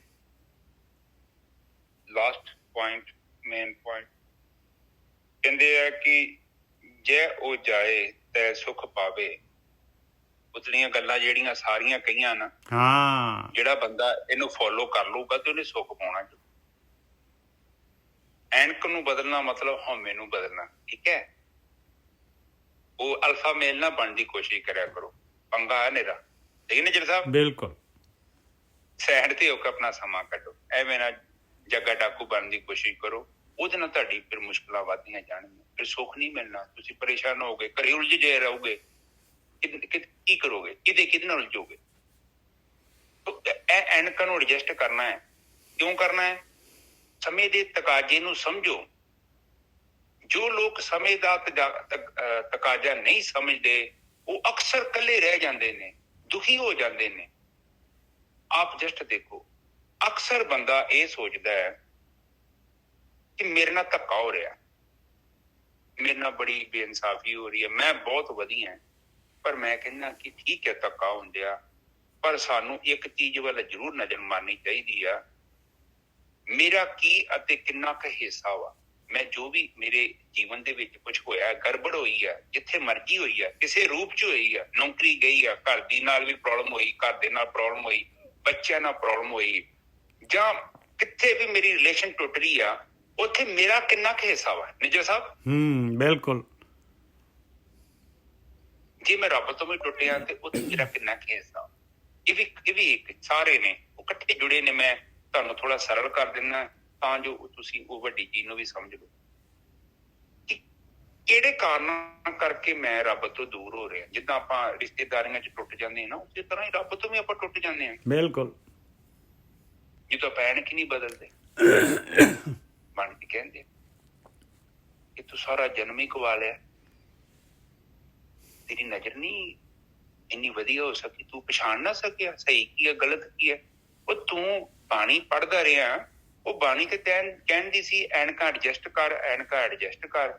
ਉਹ ਤੈਨੂੰ ਪਤਾ ਨਹੀਂ ਸੀ ਤੂੰ ਐਡਜਸਟ ਕਿੱਥੇ ਹੋਣੀਆਂ, ਉਹ ਤੇ ਆਤਮਾ ਚ ਹੋਣੀਆਂ। ਤੂੰ ਆਤਮਾ ਚ ਕਿਉਂ ਨਹੀਂ ਗਿਆ? ਉਹ ਤੇ ਕਹਿੰਦੇ ਜੋ ਬ੍ਰਹਮੰਡੇ ਸੋਈ ਪਿੰਡੇ, ਸੋਈ ਜੋ ਖੋਜੇ ਸੋ ਪਾਵੇ। ਫਿਰ ਕਹਿੰਦੇ ਗੁਰਮੁਖ ਹੋਵੇ ਕਾਇਆ ਖੋਜੇ, ਹੋਰ ਸਭ ਭਰਮ ਭੁਲਾਏ। ਇਹ ਬਾਣੀ ਦੀਆਂ ਤੁਕਾਂ ਤੂੰ ਨਹੀਂ ਪੜ੍ਹੀਆਂ? ਕਿੱਥੇ ਐਨਕ ਲੈ ਕੇ ਫਿਰਦਾ ਰਿਹਾ, ਕੀ ਕਰਦਾ ਰਿਹਾ? ਤੇ ਇਹਦੇ ਵਿੱਚ ਸੁੱਖ ਤੇ ਉਹਨੂੰ ਮਿਲਣਾ ਜਿਹਨੇ ਨਿੱਜਰ ਸਾਹਿਬ ਐਡਜਸਟ ਕਰਨਾ ਹੈ। ਬਿਲਕੁਲ, ਜਿਹਨੇ ਐਡਜਸਟ ਕਰਨਾ ਹੈ, ਜਿਹਨੇ ਬਾਣੀ ਦੇ ਹਿਸਾਬ ਦੇ ਨਾਲ ਆਪਣੇ ਆਪ ਨੂੰ ਚੇਂਜ ਕਰਨਾ ਹੈ, ਸੁਖੀ ਤਾਂ ਉਹੀ ਹੋਊਗਾ। ਇਹੀ ਐਡਜਸਟਮੈਂਟ ਹੈਗੀ ਆ। ਤੇ ਸੁਖੀ ਤੁਸੀਂ ਆ ਸੋਹਣੀਆਂ ਸੋਹਣੀਆਂ ਗੱਲਾਂ ਕੀਤੀਆਂ ਨੇ। ਸੋ ਇਹ ਗੱਲਾਂ ਨੇ, ਐਡਜਸਟ ਕਰਨਾ ਮਤਲਬ ਹਉਮੈ ਤੋਂ ਮੁਕਤੀ। ਕੋਈ ਜ਼ਿਆਦਾ ਕੰਮ ਨਹੀਂ। ਜਦ ਮੈਂ ਹੁੰਦਾ ਤੂੰ ਨਹੀਂ ਹੁੰਦਾ, ਜਦ ਤੂੰ ਹੁੰਦਾ ਤੇ ਫਿਰ ਮੈਂ ਨਹੀਂ ਹੁੰਦਾ। ਮੇਰਾ ਹੋਣਾ ਹੀ ਦੋਸ਼ ਹੈ, ਮੇਰਾ ਹੋਣਾ ਇੱਕ ਅਵਗੁਣ ਹੈ। ਮੈਂ ਕਾਫੀ ਪਾਵਰਫੁਲ ਚੀਜ਼ ਹੈ। ਇਹ ਇਕੱਲੀ ਮੈਂ ਨਹੀਂ ਹੁੰਦੀ, ਇਹ ਗਲਤ ਨੂੰ ਵੀ ਸਹੀ ਸਮਝਦੀ ਹੈ। ਪੰਗਾ ਤੇ ਇਹ ਆ, ਸਹੀ ਨੂੰ ਗਲਤ ਸਮਝਦੀ ਹੈ, ਬੜੀ ਖਤਰਨਾਕ ਹੈ। ਇਹ ਬਹੁਤ ਇੱਕ ਸ਼ੀਸ਼ਾ ਹੈ, ਤੁਸੀਂ ਇਹਦੇ ਵਿੱਚ ਕੁਛ ਵੀ ਦੇਖੋ, ਡੰਡਾ ਟੇਢਾ ਹੀ ਦਿਖਣਾ, ਜੋ ਸਿੱਧਾ ਡੰਡਾ ਵੀ ਟੇਢਾ ਕਰ ਦਿੰਦੀ ਹੈ। ਬਿਲਕੁਲ, ਇੰਨੀ ਪਾਵਰਫੁਲ। ਤੇ ਜਦੋਂ ਤੁਸੀਂ ਸਿੱਧੇ ਨੂੰ ਟੇਢਾ ਕਹੋਗੇ, ਅਗਲੇ ਮੰਨਦੇ ਆ? ਉਹ ਕਹਿੰਦੇ ਵੀ ਤੂੰ ਆਪਣੀ ਅੱਖਾਂ ਟੈਸਟ ਕਰਾ, ਡੰਡਾ ਤੇ ਸਿੱਧਾ ਹੀ। ਪਰ ਆਪਾਂ ਕਹਿੰਦੇ ਨਹੀਂ, ਮੈਨੂੰ ਟੇਢਾ ਦੇ ਦੇ। ਤੋ ਇੱਥੇ ਆਪਾਂ ਸਮਝੀਏ ਆਖਰੀ ਤੁਕ ਚ ਕੀ ਕਰ ਰਿਹਾ, ਕਹਿ ਕਬੀਰ ਮੇਰਾ ਮਨ ਮਾਨਿਆ ਰਾਮ ਪ੍ਰੀਤ ਕੋ ਲੈ। ਕੀ ਉਹ ਲੈ ਦੇਵ, ਮੈਂ ਰਾਮ ਦੇ ਨਾਲ ਪ੍ਰੀਤ ਪਾ ਲਈ, ਬਸ ਤਾਂ ਮੇਰਾ ਮਨ ਮੰਨ ਗਿਆ ਭਾਈ। ਪਿਆਰ ਦੇ ਨਾਲ, ਪ੍ਰੇਮ ਭਗਤੀ ਕਰਨ ਦੇ ਨਾਲ ਮੇਰਾ ਮਨ ਮੰਨ ਗਿਆ। ਜੋ ਬਾਣੀ ਕਹਿੰਦੀ ਹੈ, ਜੋ ਗਿਆਨ ਕਹਿੰਦਾ ਬ੍ਰਹਮ ਗਿਆਨ, ਮੈਂ ਉਹਦੇ ਨਾਲ ਆਪਣੇ ਆਪ ਨੂੰ ਬਦਲਦਾ ਹੈ। ਬਿਲਕੁਲ ਠੀਕ ਹੈ ਜੀ। ਆਖਰ ਤੇ ਉਹ ਕਹਿੰਦੇ ਨੇ ਕਿ ਜਦੋਂ ਮੇਰੇ ਆਚਾਰ ਠੀਕ ਹੋ ਗਏ, ਮੇਰਾ ਜੀਵਨ ਆਪੇ ਸਹੀ ਹੋ ਗਿਆ, ਤੇ ਫਿਰ ਆਪਣੇ ਆਪ ਹੀ ਨੇ ਜੈਸਾ ਬਾਕੀ ਕੀ ਰਹਿ ਜਾਣਾ। ਭਗਤੀ ਤੋਂ ਬਿਨਾਂ ਤੁਹਾਡੇ ਅੰਦਰ ਆਚਾਰ ਨਹੀਂ ਜੋ ਪੈਦਾ ਹੋਣੇ। ਇਹ ਪਤਾ ਕੀ ਹੁੰਦਾ, ਦੇਖੋ ਕੋਈ ਵੀ ਚੀਜ਼ ਪੈਦਾ ਹੁੰਦੀ ਹੈ ਨਾ, ਉਹ ਤੁਹਾਡੇ ਅੰਦਰੋਂ ਪੈਦਾ ਹੁੰਦੀ ਹੈ। ਆਪਾਂ ਨਫ਼ਰਤ ਕਰਦੇ ਹਾਂ ਜਾਂ ਕਿਸੇ ਨੂੰ ਪਿਆਰ ਕਰਦੇ ਹਾਂ, ਉਹ ਸਾਡੇ ਅੰਦਰੋਂ ਪੈਦਾ ਹੁੰਦੀ ਭਾਵਨਾ ਹੈ। ਈਰਖਾ ਵੀ ਆਪਾਂ ਅੰਦਰੋਂ ਕਰਦੇ ਹਾਂ, ਤੇ ਭਗਤੀ ਵੀ ਜਦੋਂ ਆਪਾਂ ਕੀਤੀ ਨਾ, ਤੇ ਪਿਆਰ ਵੀ ਜਿਹੜਾ ਅਸਲੀ ਪਿਆਰ ਆ, ਜਿਹੜਾ ਸ਼ੁੱਧ ਪਿਆਰ ਆ, ਚੇਤਨ ਪਿਆਰ ਆ, ਔਗਣਾਂ ਤੋਂ ਰਹਿਤ ਆ, ਰਾਗ ਤੇ ਦਵੈਸ਼ ਤੋਂ ਮੁਕਤ, ਉਹ ਸਾਡੇ ਅੰਦਰੋਂ ਪੈਦਾ ਹੋਵੇ। ਤੋ ਅੱਜ ਦੀ ਵਿਚਾਰ ਇੱਥੇ ਨੇ ਜਗ ਸਾਹਿਬ ਸਮਾਪਤ ਕਰੀਏ। ਹਾਂਜੀ, ਬਸ ਅੱਜ ਕਬੀਰ ਸਾਹਿਬ ਦੀ ਬਾਣੀ ਜਿਹੜੀ ਹੈਗੀ ਬਿਲਾਵਲ ਦੀ ਪੂਰੀ ਹੋ ਗਈ ਜੀ। ਇਸ ਤੋਂ ਬਾਅਦ ਜਿਹੜੀ ਹੈਗੀ ਆ ਨਾਮਦੇਵ ਜੀ ਦੀ ਹੈਗੀ ਆ, ਫਿਰ ਜਿਹੜੀ ਹੈਗੀ ਆ ਰਵਿਦਾਸ ਜੀ ਦਾ ਵੀ ਸ਼ਬਦ ਹੈਗੇ, ਇੱਕ ਸਦਨਾ ਜੀ ਦਾ ਵੀ ਸ਼ਬਦ ਹੈਗਾ। ਇਸ ਤਰ੍ਹਾਂ ਜਿਹੜੇ ਹੈਗੇ ਆ 4 ਸ਼ਬਦ ਹੋਰ ਹੈਗੇ ਆ, ਉਹ ਆਪਾਂ ਲੈ ਲਾਂਗੇ ਜੀ। ਭੁੱਲਾਂ ਚੁੱਕਾਂ ਦੀ ਖਿਮਾ। ਹਾਂਜੀ ਵੀਰ ਜੀ। ਠੀਕ ਹੈ ਜੀ, ਠੀਕ ਹੈ। ਏਕ ਓਂਕਾਰ ਸਤਿਨਾਮ ਕਰਤਾ ਪੁਰਖ ਨਿਰਭਉ ਨਿਰਵੈਰ ਅਕਾਲ ਮੂਰਤ ਅਜੂਨੀ ਸੈਭੰ ਗੁਰ ਪ੍ਰਸਾਦ। ਇਹ ਮੇਰੇ ਪਿਤਾ ਗਰੀਬ ਨਵਾਜ ਬਾਣੀ ਪੜ੍ਹਦੇ ਆ, ਵਿਚਾਰ ਕਰਦੇ ਆ, ਬਾਣੀ ਸਰਵਣ ਕਰਦੇ ਆ। ਅਨੇਕਾਂ ਪ੍ਰਕਾਰ ਦੀਆਂ ਭੁੱਲਾਂ ਹੋ ਗਈਆਂ, ਗਲਤੀਆਂ ਹੋ ਗਈਆਂ, ਨਿਦਾਨ ਬੱਚੇ ਸਮਝ ਕੇ ਮਾਫ਼ ਕਰੋ। ਅੱਗੇ ਤੋਂ ਸ਼ੁੱਧ ਤੇ ਸਪਸ਼ਟ ਬਾਣੀ ਪੜ੍ਹਨ ਦੀ ਆਗਿਆ ਬਖਸ਼ਣੀ ਮੇਰੇ ਮਾਲਿਕ। ਮਿਹਰ ਕਰੋ, ਸਰਬੱਤ ਦਾ ਭਲਾ ਕਰੋ। ਅਸੀਂ ਸਾਰੇ ਨਿਰਵਿਚਾਰ ਸਮਾਧੀ ਵਿੱਚ ਪ੍ਰਵੇਸ਼ ਕਰਨਾ ਚਾਹੁੰਦੇ ਹਾਂ, ਮਿਹਰ ਕਰੋ। ਵਾਹਿਗੁਰੂ ਜੀ ਕਾ ਖਾਲਸਾ, ਵਾਹਿਗੁਰੂ ਜੀ ਕੀ ਫਤਿਹ। ਵਾਹਿਗੁਰੂ ਵਾਹਿਗੁਰੂ ਵਾਹਿਗੁਰੂ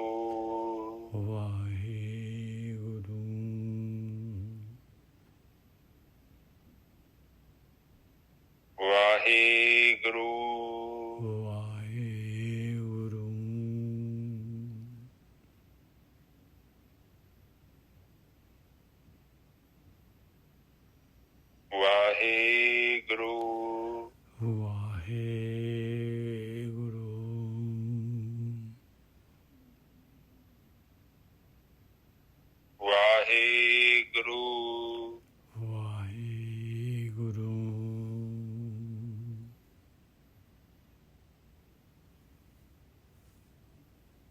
ਵਾਹਿਗੁਰੂ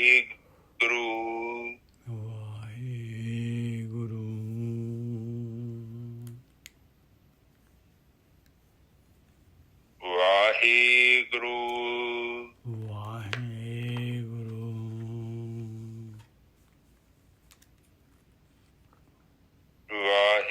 ਵਾਹਿਗੁਰੂ ਵਾਹਿਗੁਰੂ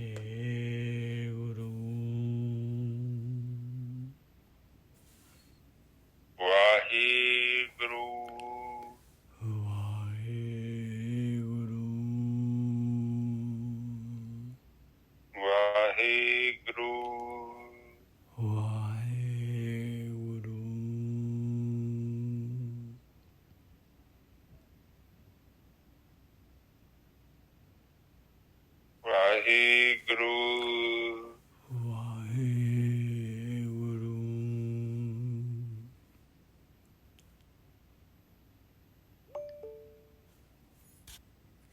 ਵਾਹਿਗੁਰੂ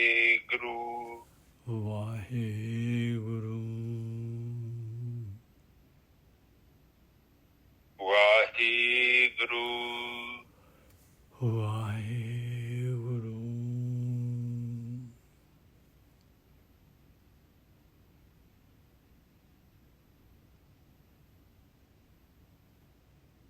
ਵਾਹਿਗੁਰੂ ਵਾਹਿਗੁਰੂ ਵਾਹਿਗੁਰੂ ਵਾਹਿਗੁਰੂ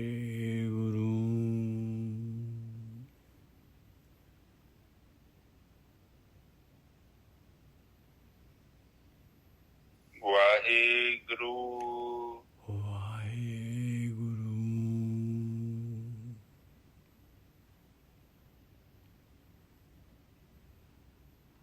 ਵਾਹਿਗੁਰੂ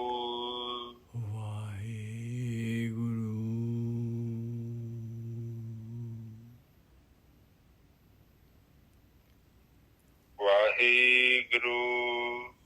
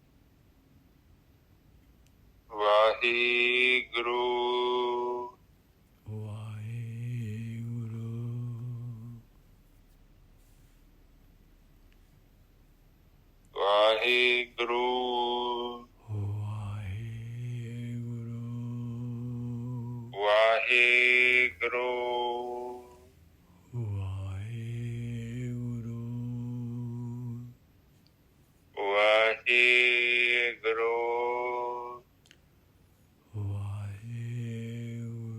ਹੁਣ ਸੰਗਤ ਜੀ ਤੁਸੀਂ ਚੁੱਪ ਹੋ ਜਾਓ। ਵਾਹਿਗੁਰੂ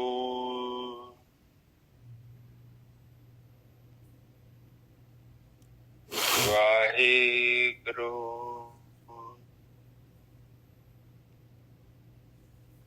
ਵਾਹਿਗੁਰੂ ਵਾਹਿਗੁਰੂ ਵਾਹਿਗੁਰੂ ਵਾਹਿਗੁਰੂ ਵਾਹਿਗੁਰੂ ਵਾਹਿਗੁਰੂ ਜੀ ਕਾ ਖਾਲਸਾ ਵਾਹਿਗੁਰੂ ਜੀ ਕੀ